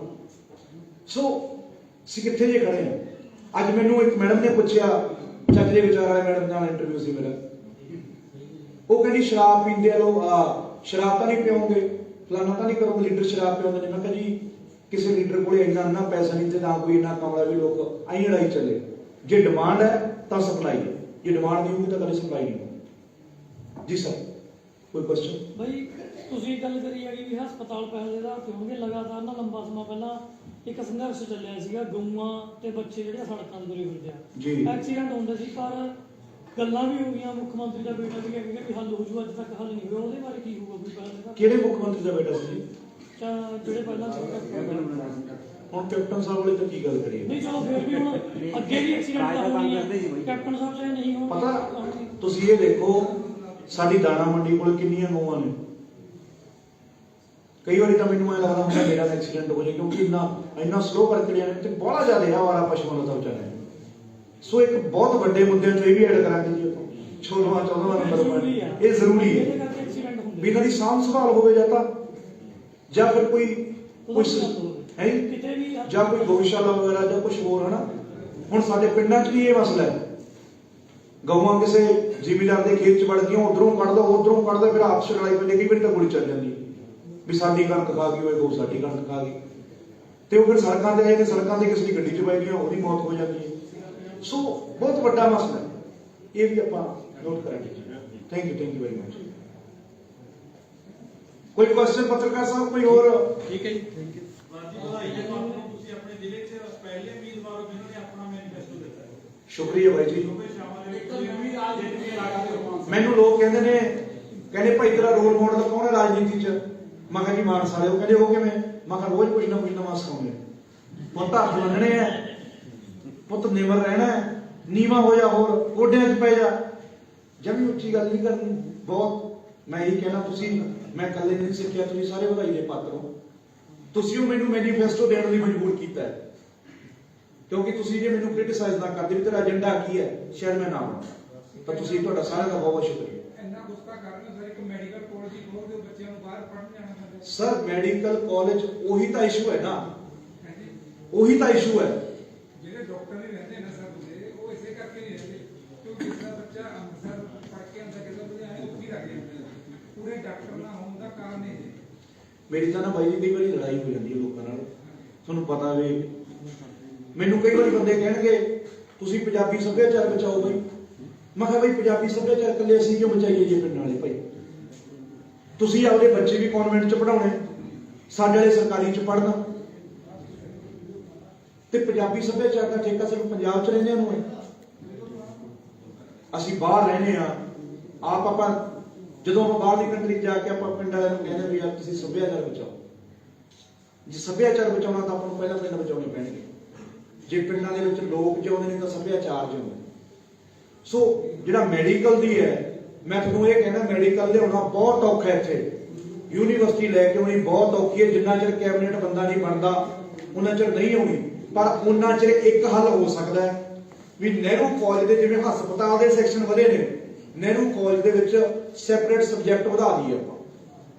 ਜਿਵੇਂ ਜ਼ਿਆਦਾ ਨਹੀਂ ਕੋਈ ਕਰ ਸਕਦੇ, +2 ਨਾਨ ਮੈਡੀਕਲ ਐਂਡ ਮੈਡੀਕਲ ਦੇ ਸੈਕਸ਼ਨ ਬਣਾ ਦੇਣਾ, +2 ਵੀ ਕਾਲਜ ਚ ਕਰਵਾਈ ਜਾਵੇ ਜਿਵੇਂ ਯੂਨੀਵਰਸਿਟੀ ਚ ਕਰਵਾਈ ਜਾਂਦੀ ਹੈ ਪੰਜਾਬੀ ਯੂਨੀਵਰਸਿਟੀ ਪਟਿਆਲਾ ਚ, ਵੀ ਬੱਚੇ ਟ੍ਰੇਨ ਹੋ ਜਾਣ। ਜਿਵੇਂ ਕੋਈ ਨਹੀਂ ਹੁੰਦੀ ਵੀ ਜਿਵੇਂ ਜਿਹੜੀ ਇੱਕ ਪੰਜਾਬੀ ਯੂਨੀਵਰਸਿਟੀ ਦਾ ਇੱਕ ਸਬ ਡਿਵੀਜ਼ਨਲ ਕਾਲਜ ਹੈ ਯਾਦਵਿੰਦਰਾ, ਜਿਹੜੇ ਯਾਦਵਿੰਦਰਾ ਚ +2 ਕਰ ਜਾਂਦੇ ਨੇ, ਪੰਜਾਬੀ ਯੂਨੀਵਰਸਿਟੀ ਉਹਨਾਂ ਚ ਸਟੂਡੈਂਟ ਚੱਕ ਲੈਂਦੀ ਹੈ। ਮੰਨ ਲਓ ਅਸੀਂ ਕਿਸੇ ਯੂਨੀਵਰਸਿਟੀ ਅੰਦਰ ਹੀ ਜਾ ਵੜੀਏ, ਨਹਿਰੂ ਜਾ ਵੜੇ, ਐਗਰੀਕਲਚਰ ਯੂਨੀਵਰਸਿਟੀ ਅੰਦਰ, ਇੱਥੇ BSc ਲਈ ਪਹਿਲੀ ਪ੍ਰਪੇਅਰ ਹੋ ਜਾਣ ਬੱਚੇ, ਉਦੋਂ ਬਾਅਦ ਸਿੱਧੀ ਐਡਮਿਸ਼ਨ ਉੱਧਰ ਹੋ ਜਾਣ। ਸੋ ਥੋੜੀ ਬਹੁਤ ਤਾਂ ਲਿਆਉਣੀ ਪਊ। ਅਸੀਂ ਕੱਜ ਉਲਝੇ ਫਿਰਦੇ ਆ ਸ਼ਟਰਾਂ ਚ, ਗਲੀਆਂ ਚ, ਨਾਲੀਆਂ ਚ, ਸ਼ੈਡਾਂ ਚ। ਮੇਰੀਆਂ ਗੱਲਾਂ ਦਾ ਕਈ ਵਾਰੀ ਕੋਈ ਬੁਰਾ ਵੀ ਮੰਨ ਜਾਂਦਾ। ਮੈਂ ਇੱਕ ਪਿੰਡ ਮੈਂ ਕਹਿਤਾ ਸੀਗਾ ਮੈਥੋਂ ਗਲਤੀ, ਮੈਨੂੰ ਕਹਿੰਦਾ ਵੀ ਸਿੱਧੂ ਸਾਹਿਬ ਅੱਜ ਤਾਂ ਤੁਸੀਂ ਭਾਸ਼ਣ ਕਰੀ ਜਾਂਦੇ ਹੋ, ਆਹ ਜਿਹੜੀ ਧਰਮਸ਼ਾਲਾ ਥਾਈ ਦੇਖੋ ਕਿੰਨੀ ਨੀਵੀਂ ਹੋਈ ਪਈ ਹੈ। ਮੈਂ ਦੇਖਿਆ ਛੱਤ ਨੂੰ, ਮੈਂ ਕਿਹਾ ਹਾਂ ਬਈ ਨੀਵੀਂ ਹੋ ਗਈ। ਮੈਂ ਵੀ ਵੱਡੇ ਭਾਈ ਇੱਕ ਗੱਲ ਦੱਸ, ਕਹਿੰਦਾ ਕੀ? ਮੈਂ ਕਿਹਾ ਅਕਲੀਏ ਪਿੰਡਾਂ ਚ ਰਹਿ, ਕਹਿੰਦਾ ਹਾਂ। ਮੈਂ ਕਿਹਾ ਵੀ ਤੂੰ ਧਰਮਸ਼ਾਲਾ ਚ ਆਉਣਾ ਕਿੰਨੇ ਵਾਰੀ ਸਾਲ ਚ? ਕਹਿੰਦਾ 2 ਵਾਰੀ। ਕਹਿੰਦਾ ਇੱਕ ਖੰਡ ਪਾਠ ਸਿਆਲਾਂ ਚ ਹੁੰਦਾ, ਇੱਕ ਗਰਮੀਆਂ ਚ ਹੁੰਦਾ। ਮੈਂ ਕਿਹਾ ਉਦੋਂ ਬਾਅਦ ਧਰਮਸ਼ਾਲਾ ਦਾ ਕੋਈ ਕੰਮ? ਕਹਿੰਦਾ ਨਾ। ਮੈਂ ਕਿਹਾ ਫਿਰ ਯਾਰ ਤੂੰ ਕਦੇ ਇਹ ਸੋਚਿਆ ਵੀ ਜੇ ਅਕਲੀਏ ਤੋਂ ਲੈ ਕੇ ਮਾਨਸਾ ਤਾਈਂ ਕੋਈ ਹਸਪੀਟਲ ਹੈਗਾ? ਅਕਲੀਏ ਤੋਂ ਲੈ ਕੇ ਬਰਨਾਲੇ ਤੱਕ ਕੋਈ ਹਸਪੀਟਲ ਹੈ, ਕੋਈ ਕਾਲਜ ਹੈ? ਕੋਈ ਸੋਚਦਾ ਹੀ ਨਹੀਂ ਬਾਈ। ਪਿਛਲੇ ਇਸ ਗੱਲ ਕਰਕੇ ਨਹੀਂ ਕਹਿੰਦੇ ਵੀ ਅਸੀਂ ਪਿਛੜੇ ਆ। ਪਿਛਲੇ 7 ਸਾਲਾਂ ਦਾ ਸਰਵੇ ਦੱਸਦਾ ਹੈ ਕਿ ਸਭ ਤੋਂ ਜ਼ਿਆਦਾ ਪੜ੍ਹੇ ਲਿਖੇ ਨੌਕਰੀ ਪੇਸ਼ਾ ਆਦਮੀ ਮਾਨਸਾ ਜ਼ਿਲ੍ਹੇ ਚੋਂ ਗਏ ਨੇ। ਸਾਡੇ ਮੂਸੇ ਦਾ ਬੰਦਾ ਮਲੇਸ਼ੀਆ ਦੀ ਪੁਲਿਸ ਦਾ ਸਭ ਤੋਂ ਸਰਵਉੱਚ ਅਹੁਦੇ ਤੇ ਹੈ। ਤਾਂ ਅਸੀਂ ਪਿਛੜੇ ਕਿਹੜੀ ਗੱਲ ਤੋਂ ਹੋ ਗਏ? ਪਿਛੜੇ ਇਸ ਗੱਲਾਂ ਕਰਕੇ ਆ ਕਿਉਂਕਿ ਸਾਨੂੰ ਮੰਗਣਾ ਕੁਝ ਹੋਰ ਚਾਹੀਦਾ, ਮੰਗੀ ਕੁਝ ਹੋਰ ਜਾਂਦੇ ਆ, ਜਿਤਾਉਣਾ ਕੁਝ ਹੋਰ ਚਾਹੀਦਾ, ਜਿਤਾਈ ਕਿਸ ਨੂੰ ਹੋਰ ਜਾਂਦੇ ਆ। ਫਿਰ ਅਸੀਂ ਵਿਕਾਸ ਵਿਕਾਸ ਵਿਕਾਸ, ਐ ਨਹੀਂ ਵਿਕਾਸ। ਫਿਰ ਕਹਿੰਦੇ ਅਸੀਂ, ਅੱਜ ਮੈਂ ਇੱਕ ਮੁੰਡੇ ਨੂੰ ਪੁੱਛਿਆ, ਮੈਂ ਕਿਹਾ ਭਾਈ ਤੂੰ ਕਿਹੜੀ ਪਾਰਟੀ ਨੂੰ ਪਾਈਆਂ ਸੀ? ਕਹਿੰਦਾ ਫਲਾਨੀ ਪਾਰਟੀ ਨੂੰ ਪਾਈਆਂ ਸੀ। ਮੈਂ ਕਿਹਾ ਐਤਕੀ ਕਿਹਨੂੰ ਪਾਏਗਾ? ਕਹਿੰਦਾ ਲੱਗਦਾ ਬਈ ਸੋਚ ਰਿਹਾ ਵੀ ਐਤਕੀ ਵੀ ਇਹਨੂੰ ਪਾਏਗਾ। ਮੈਂ ਕਿਹਾ ਕਿਵੇਂ, ਕਾਹਦੇ ਵਾਸਤੇ ਪਾ ਰਿਹਾ? ਕਹਿੰਦਾ ਬਦਲਾ। ਮੈਂ ਕਿਹਾ ਬਦਲਾ ਕਿਵੇਂ ਆਊਗਾ? ਕੋਈ ਜਵਾਬ ਨਹੀਂ। ਵਿਜ਼ਨ ਸਾਡੇ ਕੋਲ ਹੀ ਨਹੀਂ, ਲੀਡਰਾਂ ਕੋਲੇ ਵਿਜ਼ਨ ਹੋਊਗਾ ਤਾਂ ਲੋਕਾਂ ਕੋਲੇ ਹੋਊ। ਹੁਣ ਮੈਨੂੰ ਕਹਿੰਦਾ ਵੀ ਬਾਈ ਤੁਹਾਡੇ ਕੋਲੇ ਬੰਦਿਆਂ ਨੇ ਕਿਵੇਂ ਕਰ ਦੇਣਾ, ਫਲਾਣਾ ਕਿਵੇਂ ਬੰਦੇ ਨੇ ਬਦਲਾ ਕਿਵੇਂ ਕਰ ਦੇਣਾ, ਪਾਰਟੀਆਂ ਬਦਲਾ ਕਰ ਦੇਣਾ? ਨਹੀਂ। ਪਾਰਟੀ ਕਾਂਗਰਸ ਦੇ ਵਿੱਚ ਇੱਕ ਰਾਜਾ ਉਹ ਵੀ ਸੀ ਜਿਹਨੇ 4.5 ਸਾਲ ਵਿਚਾਰੇ ਤੋਂ ਹੋਇਆ ਨਹੀਂ ਕੁਝ, ਮੈਂ ਉਹਨੂੰ ਮਾੜਾ ਨਹੀਂ ਕਹਿੰਦਾ। ਤੇ ਇੱਕ ਰਾਜਾ ਉਹ ਵੀ ਹੈ ਜਿਹਨੇ 2 ਮਹੀਨਿਆਂ ਚ ਕਰਤਾ। ਪਾਰਟੀ ਤਾਂ ਸੇਮ ਹੈ ਕਿ ਪਾਰਟੀ ਮੈਟਰ ਕਰੀ, ਉੱਥੇ ਬੰਦੇ ਮੈਟਰ ਕਰਦੇ ਨੇ। ਉਹੀ ਜਿਹੜੀ ਗੱਲ ਬਾਈ ਜੀ ਨੇ ਕੁਐਸਚਨ ਪੁੱਛਿਆ ਸੀ ਵੀ ਇਹ ਪਤਾ ਕਰੋ ਵੀ ਭਾਈ ਜੇ ਕਿਹਦੀ ਸਰਕਾਰ ਨਾ ਆਵੇ, ਸਰਕਾਰ ਆਈ ਤਾਂ ਸਾਰਿਆਂ ਦੀ ਹੋ ਜਾਂਦੇ ਨੇ ਕੰਮ, ਕਿਹਦੀ ਸਰਕਾਰ ਨਾ ਆਵੇ ਉਹਦੀ ਕ੍ਰੈਡੀਬਿਲਿਟੀ ਕੀ ਹੈ ਕਿ ਬਿਨਾਂ ਸਰਕਾਰ ਤੋਂ ਕੋਈ ਕੰਮ ਲੈ ਲੂਗਾ ਕਿਸੇ ਨੂੰ? ਇਹ ਸੋਚਣਾ ਜ਼ਰੂਰੀ। ਇਹੀ ਮੈਂ ਸਾਰਿਆਂ ਦੇ ਸਮਝਾਉਣ ਦੀ ਕੋਸ਼ਿਸ਼ ਕਰ ਰਿਹਾ। ਮੈਂ ਪਿੰਡਾਂ ਦੇ ਵਿੱਚ ਇਹ ਅਪੀਲ ਕਰਦਾ ਵੀ ਭਾਈ ਮੈਨੂੰ ਕੱਲੇ ਸਿੱਧੂ ਮੂਸੇਵਾਲੇ ਦੇ ਨਾਮ ਤੇ ਵੋਟ ਨਹੀਂ ਚਾਹੀਦੀ। ਮੈਂ ਨਹੀਂ ਚਾਹੁੰਦਾ ਵੀ ਇਕੱਲੇ ਕਲਾਕਾਰ ਦੇ ਕੇ ਜਿਵੇਂ ਸਨੀ ਦਿਓਲ ਜਿਤਾਇਆ ਸੀ ਮੈਨੂੰ ਉਵੇਂ ਜਿਤਾ ਦਿਓ। ਇਹੋ ਜਿਹੀ ਜਿੱਤ ਮੈਨੂੰ ਨਹੀਂ ਚਾਹੀਦੀ। ਮੈਨੂੰ ਜੇ ਜਿੱਤ ਚਾਹੀਦੀ ਹੈ ਮੇਰੇ ਪਿਛਲੇ 3 ਸਾਲਾਂ ਦੇ ਜਿਹੜਾ ਮੈਂ ਰੈਜ਼ਿਊਮੇ ਰਿਪੋਰਟ ਕਾਰਡ ਬਣਾਇਆ ਉਹਦੀ ਚਾਹੀਦੀ ਹੈ। 3 ਸਾਲਾਂ ਦੇ ਵਿੱਚ ਮੇਰੇ ਪਿੰਡ 'ਚ ਕਿੰਨੀਆਂ ਮੈਡੀਕਲ ਸਹੂਲਤਾਂ ਗਈਆਂ ਨੇ, ਮੈਂ ਕਰੋਨਾ ਕਾਲ ਦੇ ਵਿੱਚ ਮੈਂ ਕਿੰਨਾ ਕੰਮ ਕਰਿਆ, ਮੇਰੀ ਸਮਾਜ ਨੂੰ ਕੀ ਦੇਣਾ, ਉਹਦੇ ਬੇਸਿਸ ਤੇ ਮੈਨੂੰ ਵੋਟਾਂ ਪਾਓ। ਤੇ ਮੈਂ ਨਹੀਂ ਕਹਿੰਦਾ ਵੀ ਇਕੱਲਾ ਮੇਰਾ ਚੈੱਕ ਕਰੋ ਦੂਜੇ ਕੈਂਡੀਡੇਟਸ ਦਾ ਵੀ, ਪਿਛਲੀਆਂ 3 ਪੀੜ੍ਹੀਆਂ ਦਾ ਵਰਕਆਊਟ, ਉਹਨਾਂ ਦੀਆਂ ਕੀ ਖਾਮੀਆਂ ਰਹੀਆਂ, ਉਹਨਾਂ ਦੇ ਕੰਮ ਕੈਸੇ ਰਹੇ, ਚੰਗੇ ਰਹੇ ਜਾਂ ਮਾੜੇ ਰਹੇ, ਕੈਲਕੂਲੇਟ ਕਰੋ ਯਾਰ। ਅੱਜ ਮੈਂ ਸਿੱਧੂ ਮੂਸੇਵਾਲਾ ਮੈਂ ਆਪਦੇ ਖੇਤਰ ਦਾ, ਹਾਂ ਉਹ ਮੇਰਾ ਇੱਕ ਜਲਵਾ, ਇੱਕ ਉਹ ਕਹਿੰਦੇ ਮੈਂ ਆਪਾਂ ਵੀ ਸਟਾਈਲ ਲਾ ਲਓ, ਮਿਊਜ਼ਿਕ ਫੀਲਡ ਦਾ ਲਾ ਲਓ, ਪਰ ਮੈਂ ਨਾਲ ਮਾਤਾ ਜੀ ਦੇ ਸਹਿਯੋਗੀ ਵੀ ਹਾਂ। ਸੋ ਇਹਨਾਂ ਚੀਜ਼ਾਂ ਨੂੰ ਦੇਖ ਕੇ, ਸੋ ਇੰਨੀਆਂ ਗੱਲਾਂ ਸੀ ਜੀ। ਕੋਈ ਹੋਰ ਕੁਐਸਚਨ ਹੋਵੇ ਵੱਡੇ ਭਾਈ ਮੇਰੇ ਲਈ, ਕੋਈ ਹੋਰ ਸਵਾਲ ਹੋਵੇ ਪੁੱਛ ਲਓ, ਕੋਈ ਵਿਰੋਧ ਵਾਲਾ ਹੀ ਪੁੱਛਣਾ ਜੀ। ਚਲ ਭਰਾ ਸਾਰੇ ਤੁਸੀਂ, ਹੁਣ ਤੁਹਾਡਾ ਪਿੰਡਾਂ 'ਚ ਵਿਰੋਧ ਹੀ ਨਹੀਂ ਹੋ ਰਿਹਾ ਜੀ। ਪਤਾ ਕਿਉਂ ਨਹੀਂ ਹੋ ਰਿਹਾ? ਕਰਾ ਕੇ ਪੁੱਛ, ਉਹ ਕਹਿੰਦੇ ਇਹ ਕਹਿੰਦਾ ਕਰਾ ਕੇ ਪੁੱਛਣਾ ਜੀ। ਕਰਾ ਕੇ ਪੁੱਛ। ਨਹੀਂ ਅੱਜ ਮੈਨੂੰ ਕਿਸੇ ਨੇ ਪੁੱਛਿਆ, ਕਹਿੰਦੇ ਵਿਰੋਧ ਹੁੰਦਾ ਤੇਰਾ, ਕਰਨਾ ਹੁੰਦਾ, ਧਮਕਾ ਹੁੰਦਾ ਤੇ ਵਿਰੋਧ ਹੁੰਦਾ ਫਲਾਣਾ ਹੁੰਦਾ, ਧਮਕਾ ਹੁੰਦਾ। ਮੈਂ ਕਿਹਾ ਜੀ ਵਿਰੋਧ ਵੀ ਤਰੱਕੀ ਦੀ ਨਿਸ਼ਾਨੀ ਹੈ। ਮੇਰਾ ਮਿਊਜ਼ਿਕ ਕਰੀਅਰ ਦੇ ਵਿੱਚ ਮੇਰਾ ਇੰਨਾ ਵਿਰੋਧ ਹੋਇਆ ਤੇ ਮੇਰਾ ਉਹਨੇ ਨੁਕਸਾਨ ਕੋਈ ਨਹੀਂ ਕੀਤਾ, ਮੇਰਾ ਫਾਇਦਾ ਹੀ ਕਰਿਆ। ਮੇਰਾ ਪੋਲੀਟੀਕਲ ਫੀਲਡ ਦੇ ਵਿੱਚ ਜਿੱਥੇ ਮੇਰਾ ਵਿਰੋਧ ਹੋਣ ਲੱਗਾ, ਮੈਨੂੰ ਪਤਾ ਲੱਗਣ ਲੱਗਾ ਸਿੱਧੂ ਸਹੀ ਰਸਤੇ ਤੇ ਹੈ। ਸੋ ਇਹ ਜ਼ਿੰਦਗੀ ਦਾ ਹਿੱਸਾ ਹੁੰਦੀਆਂ, ਕਈ ਨਿਸ਼ਾਨੀਆਂ ਹੁੰਦੀਆਂ। ਥੋੜੀ ਜ਼ਿੰਦਗੀ ਦੀ ਕੋਈ ਗੁੱਡ ਲੱਕ ਚਾਮ ਕੁਝ ਹੋਰ, ਉਹ ਮੇਰੀ ਦੀ ਕੁਝ ਹੋਰ ਹੈ, ਮੇਰੀ ਦੀਆਂ ਇਹੋ ਜਿਹੀਆਂ ਚੀਜ਼ਾਂ ਨੇ। ਪਰ ਉਹੀ ਗੱਲ ਹੈ ਨਾ, ਜੇ ਜਾਂ ਰਾਹ ਪੈ ਜਾਣੀ ਹੈ ਜਾਂ ਵਾਹ ਪੈ ਜਾਣੀ ਹੈ। ਲੋਕਾਂ ਦਾ ਕਿਸੇ ਨਾਲ ਕੋਈ ਵਿਰੋਧ ਨਹੀਂ। ਅੱਜ ਮੈਂ ਮੇਰੇ ਕਿਸੇ ਵਿਰੋਧੀ ਦੇ ਪਿੰਡ ਜਾ ਵੜਦਾ, ਮੇਰੇ ਨਾਲ 100 ਬੰਦਾ ਫੋਟੋ ਖਿੱਚਣ ਨੂੰ ਖੜਾ ਹੋ, ਕਿਉਂ ਪਿਆਰ ਕਰਦੇ ਆ। ਵਿਰੋਧ ਤਾਂ ਸਿਰਫ ਉਹਨਾਂ ਦਾ ਜਿਹੜੇ ਆਗੂ ਨੇ, ਤੇ ਆਗੂਆਂ ਦਾ ਵਿਰੋਧ ਕਰਨਾ ਜਾਇਜ਼ ਹੈ, ਕਿਉਂਕਿ ਹਰੇਕ ਬੰਦਾ ਹੱਕਦਾਰ ਹੈ ਯਾਰ, ਹਰੇਕ ਚੀਜ਼ ਦਾ ਹੀ ਦਾਅਵੇਦਾਰੀ ਦੇਣਾ ਉਹਨਾਂ ਦਾ ਹੱਕ ਹੈ। ਮਿਲਣੀ ਨਾ ਮਿਲਣੀ ਹਾਈ ਕਮਾਂਡ ਦਾ ਜਾਂ ਕਿਸਮਤ ਦਾ। ਸਿੱਧੂ ਸਾਹਿਬ ਇੱਕ ਕੁਐਸਚਨ ਹੈ, ਕਈ ਬੰਦੇ ਤੁਹਾਡੇ ਕੋਲ ਫੋਟੋ ਖਿਚਾਉਣ ਜਾਂਦੇ ਸੀ, ਕਹਿੰਦੇ ਉਦੋਂ ਸਿੱਧੂ ਸਾਹਿਬ ਮਤਲਬ ਕਿ ਗੇਟ ਨਹੀਂ ਖੋਲਦਾ ਸੀਗਾ। ਜੀ। ਅੱਜ ਸਿੱਧੂ ਸਾਹਿਬ ਤੁਹਾਡੇ ਗਲੀ ਚ ਤੁਰਿਆ ਫਿਰਦਾ। ਮੈਂ ਤੁਹਾਨੂੰ ਦੱਸਦਾ, ਇੱਕ ਮਿੰਟ ਮੇਰੀ ਹਾਂਜੀ ਦੂਜੀ ਮੇਰੀ ਸੈਕੰਡ ਸਵਾਲ ਇਹ ਹੈ ਵੀ ਕੀ ਜੇ ਤੁਸੀਂ ਜਿੱਤਦੇ ਹੋ ਜਾਂ ਹਾਰਦੇ ਹੋ, ਇਸੇ ਤਰ੍ਹਾਂ ਹੀ ਲੋਕਾਂ ਨਾਲ ਵਿਚਰੋਗੇ? ਮੇਰੀ ਗੱਲ ਸੁਣੋ ਇੱਕ ਮਿੰਟ ਜੀ। ਨਹੀਂ ਸਟਾਰਡਮ ਤੇ ਪੋਲੀਟੀਸ਼ੀਅਨ ਦੇ ਵਿੱਚ ਫਰਕ ਤਾਂ ਹੁੰਦਾ ਹੈ। ਇੱਕ ਤੁਹਾਨੂੰ ਮੈਂ ਗੱਲ ਸਮਝਾਉਣਾ, ਉਹ ਕਹਾਵਤ ਬੜੀ ਬੁੜੀਆਂ ਪਾਉਂਦੀਆਂ ਹੁੰਦੀਆਂ ਨੇ ਕਿ ਘਰ ਦਾ ਜੋਗੀ ਜੋਗੜਾ ਤੇ ਬਾਹਰਲਾ ਜੋਗੀ ਸਿੱਧ। 10,000 ਕਲਾਕਾਰ ਹੋਣਾ ਜੀ ਪੰਜਾਬ 'ਚ। ਇੱਕ ਕਲਾਕਾਰ ਦੱਸੋ ਜਿਹੜਾ ਉਹਦੇ ਪਿੰਡ ਰਹਿੰਦਾ ਅੱਜ। ਇੱਕ ਕਲਾਕਾਰ ਦੱਸ ਦਿਓ ਜਿਹੜਾ ਬਿਨਾਂ ਬੰਸਰ ਤੋਂ ਤੁਰਦਾ ਗਲੀਆਂ 'ਚ। ਇੱਕ ਕਲਾਕਾਰ ਦੱਸ ਦਿਓ ਜਿਹੜਾ ਲੋਕਾਂ ਨੂੰ ਮਿਲਦਾ ਹੈ। ਦੱਸੋ ਜੀ। ਮੇਰੇ ਪਿੰਡ ਮੇਰੇ ਘਰ ਦੇ ਵਿੱਚ ਲੋਕ ਪੌਣੇ 2-2 ਵਜੇ ਤੱਕ ਫੋਟੋਆਂ ਕਰਾਉਂਦੇ ਰਹੇ। 2:30 ਵਜੇ ਸਵੇਰੇ ਆ ਜਾਂਦੇ ਸੀ ਤੇ ਦਿਨ ਦੇ ਵਿੱਚ ਮੈਂ 1100 ਬੰਦੇ ਨਾਲ ਫੋਟੋ ਕਰਵਾਈ ਹੈ। ਕੀ ਇਹ ਬਹੁਤ ਨਹੀਂ? ਇਸ ਗੱਲ ਦਾ ਲਾਭਾ ਬਲਕਾਰ ਸਿੱਧੂ ਨੂੰ ਆਪਣਾ ਲੈਣਾ ਪੈ ਰਿਹਾ ਹੈ। ਹਾਂਜੀ ਮੈਂ ਉਹੀ ਗੱਲ ਕਹਿਣਾ ਜੀ, ਵੀ ਉਹੀ ਗੱਲ ਨਾ ਵੀ ਅਸੀਂ ਇਹ ਕਹਿੰਦੇ ਵੀ ਯਾਰ ਵੀ ਬਸ ਬਹਿ ਜਾ। ਮੇਰੀ ਜ਼ਿੰਦਗੀ ਦੇ ਵਿੱਚ ਰੁਝੇਵੇਂ ਨੇ ਭਾਈ ਸਾਹਿਬ, ਮੈਂ ਆਪਣਾ ਕੰਮ ਵੀ ਕਰਨਾ, ਅੱਗੇ ਵੀ ਵਧਣਾ ਹੈ। ਦਰਵਾਜ਼ੇ ਬੰਦ ਕਰਨ ਦਾ ਮਤਲਬ ਇਹ ਨਹੀਂ ਮੈਂ ਲੋਕਾਂ ਤੋਂ ਨਫ਼ਰਤ ਕਰਦਾ। ਜੇ ਮੈਂ ਲੋਕਾਂ ਤੋਂ ਨਫ਼ਰਤ ਕਰਦਾ ਹੁੰਦਾ ਤਾਂ ਮੈਂ ਲੋਕਾਂ 'ਚ ਰਹਿਣ ਦੀ ਹਿੰਮਤ ਨਾ ਰੱਖਦਾ। ਮੈਂ ਪ੍ਰਾਈਵੇਟ ਜਾਂ ਗੋਆ ਇੱਕ ਵਿਲਾ ਲੈਂਦਾ ਜਾਂ ਚੰਡੀਗੜ੍ਹ ਲੈਂਦਾ ਜਾਂ ਕੈਨੇਡਾ ਕਿਤੇ ਵਧੀਆ ਜਾਂ ਸਾਇਲੈਂਟ ਜਾਂ ਰਿਟਾਇਰਮੈਂਟ ਵਾਲਾ ਸ਼ਹਿਰ 'ਚ ਬੈਠਦਾ ਵੀ ਬਸ ਲੋਕਾਂ ਕੋਲੇ ਮੇਰਾ ਮਿਊਜ਼ਿਕ ਆਵੇ, ਮੇਰਾ ਸਟਾਰਡਮ ਰਵੇ, ਵੀ ਮੈਂ ਸਿੱਧੂ ਮੂਸੇਵਾਲਾ, ਲੋਕ ਮੈਨੂੰ ਮਿਲਣ ਨਹੀਂ ਤਰਸਣ। ਉਸ ਤੋਂ ਉਲਟ ਮੈਂ ਲੋਕਾਂ ਦੇ ਵਿੱਚ ਰਿਹਾ। ਮੇਰਾ ਟਰੈਕਟਰ ਲੋਕਾਂ ਦੀਆਂ ਸੜਕਾਂ ਤੇ ਘੁੰਮ ਰਿਹਾ। ਮੈਂ ਇੱਥੇ ਟਰਾਲੀ ਪਾ ਕੇ ਇੱਥੇ ਸ਼ਹਿਰ 'ਚ ਫਿਰਦਾ ਹੁੰਦਾ। ਦੱਸੋ ਕਿਹੜਾ ਸਿੰਗਰ ਫਿਰਦਾ? ਦੱਸੋ। ਦਲਜੀਤ ਦੋਸਾਂਝ, ਕਿੰਨੇ ਕਲਾਕਾਰ ਨੇ, ਮੈਂ ਸਾਰਿਆਂ ਨਾਂ ਨਹੀਂ ਲੈਂਦਾ। ਚਲੋ ਮੇਰੇ ਭਰਾ ਨੇ, ਮੇਰੇ ਬੜੇ ਭਰਾ ਨੇ, ਚਲੋ ਮੈਂ ਕਿਸੇ ਵਾਰੀ ਮਾੜਾ ਨਹੀਂ ਕਹਿੰਦਾ। ਦੱਸੋ ਇੱਕ ਵੀ ਸਿੰਗਰ ਦਾ ਨਾਂ ਲੈ ਦਿਓ ਕਿਹੜਾ ਤੁਹਾਡੇ ਪਿੰਡ ਰਹਿੰਦਾ। ਤੁਹਾਡੇ ਸ਼ਹਿਰ ਦੇ ਕਿੰਨੇ ਸਿੰਗਰ ਨੇ ਦੱਸੋ, ਇੱਕ ਦੱਸ ਦਿਓ ਕਿਹੜਾ ਤੁਹਾਡੇ ਪਿੰਡ ਰਹਿੰਦਾ, ਕਿਹੜਾ ਇੱਕ ਵਾਰੀ ਆਇਆ ਵੀ ਹੋਵੇ। ਅਸੀਂ ਉਸੇ ਨੂੰ ਨਿੰਦਣ ਬੈਠ ਜਾਂਦੇ ਹਾਂ ਜਿਹੜਾ ਸਾਡੇ ਵਿੱਚ ਰਹਿੰਦਾ। ਅਸੀਂ ਉਸੇ ਨੂੰ ਕ੍ਰਿਟਿਸਾਈਜ਼ ਕਰਦੇ ਹਾਂ। ਮੈਨੂੰ ਕਦੇ ਇਹ ਲੱਗਦਾ ਵੀ ਸ਼ਾਇਦ ਜਿਵੇਂ 20 ਬੰਸਰ ਦਰਵਾਜ਼ੇ 'ਚ ਖੜਾ ਹੁੰਦਾ ਤਾਂ ਮੇਰੇ ਸਿੱਧੂ ਮੂਸੇਵਾਲਾ ਜਾਰੇ ਕਰੇ ਬਹੁਤ ਚੰਗਾ ਬਹੁਤ ਚੰਗਾ। ਮੈਂ ਅੱਜ ਮੈਨੂੰ ਮਾੜਾ ਹੀ ਤਾਂ ਕਹਿ ਰਿਹਾ ਕਿਉਂਕਿ ਮੈਂ ਤੁਹਾਡੇ ਵਿੱਚ ਰਹਿ ਰਿਹਾ। ਸੋ ਕਿਤੇ ਨਾ ਕਿਤੇ ਇਹ ਗੱਲਾਂ ਵੀ ਨਹੀਂ। ਸੋ ਚੈੱਕ ਕਰਿਆ ਕਰੋ ਬਈ। ਇੱਕ ਨਾ ਬਾਬੇ ਨਾਨਕ ਜੀ ਦੀ ਤੱਕੜੀ ਸੀ, 13 ਤੋਲਦੀ ਸੀ। ਤੋਲਿਆ ਦੱਸੋ ਕਿਹੜਾ ਪਿੰਡ ਦਾ ਸਰਪੰਚ ਬਣਿਆ ਭਾਈ ਕਲਾਕਾਰ ਹੋ ਕੇ? ਕਿਹੜਾ ਵੀਡੀਓ ਦੇ ਦਫ਼ਤਰ ਜਾ ਕੇ ਕਹਿੰਦਾ ਵੀ ਗ੍ਰਾਂਟ ਪਾ? ਅਗਲਾ ਕਹਿੰਦਾ ਭਾਈ ਮੇਰੀ ਸ਼ਾਨ 'ਚ ਘੱਟ ਹੈ। ਜਿਹਦੇ 2 ਗਾਣੇ ਵੀ ਚੱਲੇ ਅਗਲਾ ਬੰਦੇ ਨੂੰ ਬੰਦਾ ਨਹੀਂ ਸਮਝਦਾ। ਸਾਰੇ ਕੁਝ ਨਹੀਂ ਹੁੰਦੇ। ਚਲੋ ਮੇਰੇ ਭਰਾ ਨੇ, ਮੈਂ ਮੇਰੇ ਫੀਲਡ ਵਾਲਿਆਂ ਨੂੰ ਮਾੜਾ ਨਾ ਕਹੋ, ਮੈਥੋਂ ਵਿਚਾਰਿਆਂ ਨੂੰ ਵਧੀਆ ਬੰਦੇ ਨੇ ਸਾਰੇ, ਜਿੰਨੇ ਕੁ ਮੇਰੇ ਨਾਲ ਚੱਲਦੇ ਨੇ ਸਾਰੇ ਵਧੀਆ ਨੇ।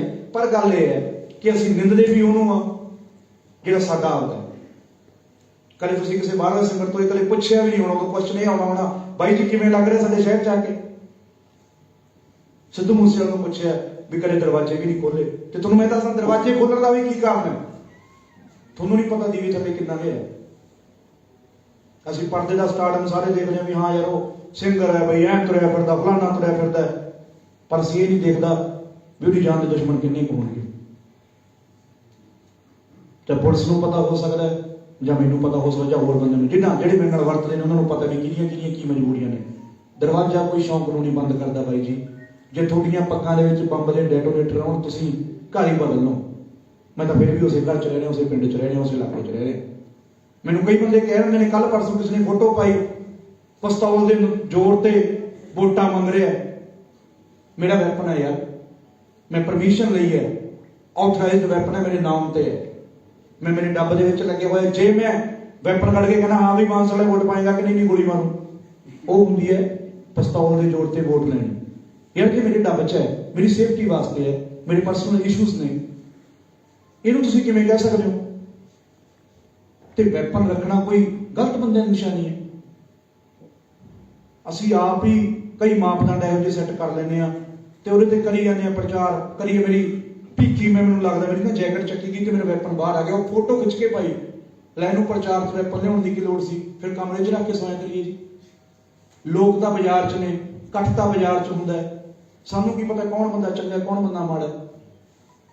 ਅਸਤਾਵ ਦਾ ਕੰਸਰਨ ਤਾਂ ਰੱਖਣਾ ਜੀ। ਮੈਂ ਕੱਲੀਆਂ ਵੋਟਾਂ ਕੀ ਕਰਨੀਆਂ? ਜੇ ਕਿਸੇ ਦਾ ਨੁਕਸਾਨ ਹੋ ਗਿਆ, ਉੱਥੇ ਕਿਸੇ ਦਾ ਕੁਝ ਮਿਸਹੈਪਨਿੰਗ ਦਾ ਕੀ ਪਤਾ ਲੱਗਦਾ? ਉਹੀ ਗੱਲ ਨਾ ਵੀ ਤੁਸੀਂ ਪਰਦੇ ਤੋਂ ਬਾਹਰ ਵਾਲਾ ਸਿੱਧੂ ਮੂਸੇਵਾਲਾ ਦੇਖਿਆ, ਇਹਦੇ ਪਿੱਛੇ ਕੀ ਚੱਲੀ ਜਾਂਦਾ ਕਿਸੇ ਨੂੰ ਕੋਈ ਨਹੀਂ ਪਤਾ। ਸੋ ਤਾਂ ਕਰਕੇ ਮੈਂ ਦਰਵਾਜ਼ੇ ਭਾਈ ਜੀ ਕਿਸੇ ਨੂੰ ਬੰਦ ਨਹੀਂ ਸੀ ਕੀਤੇ। ਮੇਰੇ ਦਰਵਾਜ਼ੇ ਅੱਜ ਵੀ ਖੁੱਲੇ ਨੇ। ਮੇਰੇ ਜਨਮ ਦਿਨ ਤੇ 2200 ਬੰਦਾ ਆਉਂਦਾ, 1100 ਕੇਕ ਆਉਂਦਾ। ਸਵੇਰੇ ਮੈਂ 7 ਵਜੇ ਲੱਗ ਜਾਂਦਾ ਤੇ ਰਾਤ ਦੇ 1 ਵਜੇ ਤੱਕ ਫੋਟੋਆਂ ਕਰਾਉਣਾ, ਤੇ ਇੱਕ ਵੀ ਬੰਦਾ ਇਹੋ ਜਿਹਾ ਨਹੀਂ ਵਾਪਸ ਮੁੜਦਾ ਜਿਹੜਾ ਕਹੇ ਸਿੱਧੂ ਮੂਸੇਵਾਲੇ ਯਾਰ ਮੇਰਾ ਕੇਕ ਨਹੀਂ ਕੱਟਿਆ, ਮੈਂ ਗਿਆ ਸੀ ਤੇ ਮੈਨੂੰ ਬਿਨਾਂ ਚਾਹ ਪਾਣੀ ਪਾਈ ਪਿਆ ਨਾ ਹੁੰਦਾ। ਸੋ ਅਸੀਂ ਗਲਤੀਆਂ ਵੀ ਸਾਡੇ ਇਹ ਹਿਊਮਨ ਨੇਚਰ ਹੈ, ਮੈਂ ਤੁਹਾਡਾ ਕਸੂਰ ਨਹੀਂ ਕਰਦਾ। ਗਲਤੀਆਂ ਵੀ ਉਹਨਾਂ 'ਚ ਨਿਕਲਦੀਆਂ ਨੇ ਜਿਹੜੇ ਲੋਕ ਸੋਚਦੇ ਨੇ ਵੀ ਯਾਰ ਆਪਾਂ ਇੱਥੇ ਰਹਿਣਾ। ਜਿਹੜੇ ਮਿਲਦੇ ਨਹੀਂ ਕਦੇ, ਉਹਨਾਂ ਨੂੰ ਕੋਈ ਸਵਾਲ ਨਹੀਂ ਪੁੱਛਦਾ। ਉਹਨਾਂ ਨੂੰ ਇਹ ਕਹਿੰਦਾ ਸਟਾਰ ਆ ਗਿਆ ਵੀ ਸਟਾਰ, ਹੈਲੋ ਸਰ ਫੋਟੋ ਕਰੀ ਬਸ। ਜਾਨਕੀਆ ਕਹਿੰਦਾ ਵਿਰੋਧ ਤੋਂ ਵਿਕਾਸ ਨਿਕਲਦਾ। ਆਪਣਾ ਤਾਂ ਮੈਂ ਉਹੀ ਕਹਿ ਰਿਹਾ ਸਰ, ਸਾਡੀ ਤਾਂ ਗੁੱਡ ਲੱਕ ਚਾਹ ਨਾਲ ਵਿਰੋਧ। ਜਦੋਂ ਵਿਰੋਧ ਹੁੰਦਾ ਸਾਨੂੰ ਇਹ ਲੱਗਦਾ ਵੀ ਚੰਗੀ ਚੀਜ਼ ਭਾਈ ਸ਼ਾਇਦ ਸੱਚੀਓ ਕੋਈ। ਹੋਰ ਕੁਝ ਸਰ, ਕੋਈ ਕੁਐਸਚਨ ਮੇਰੇ ਲਈ? Thank you sir, thank you Bhai.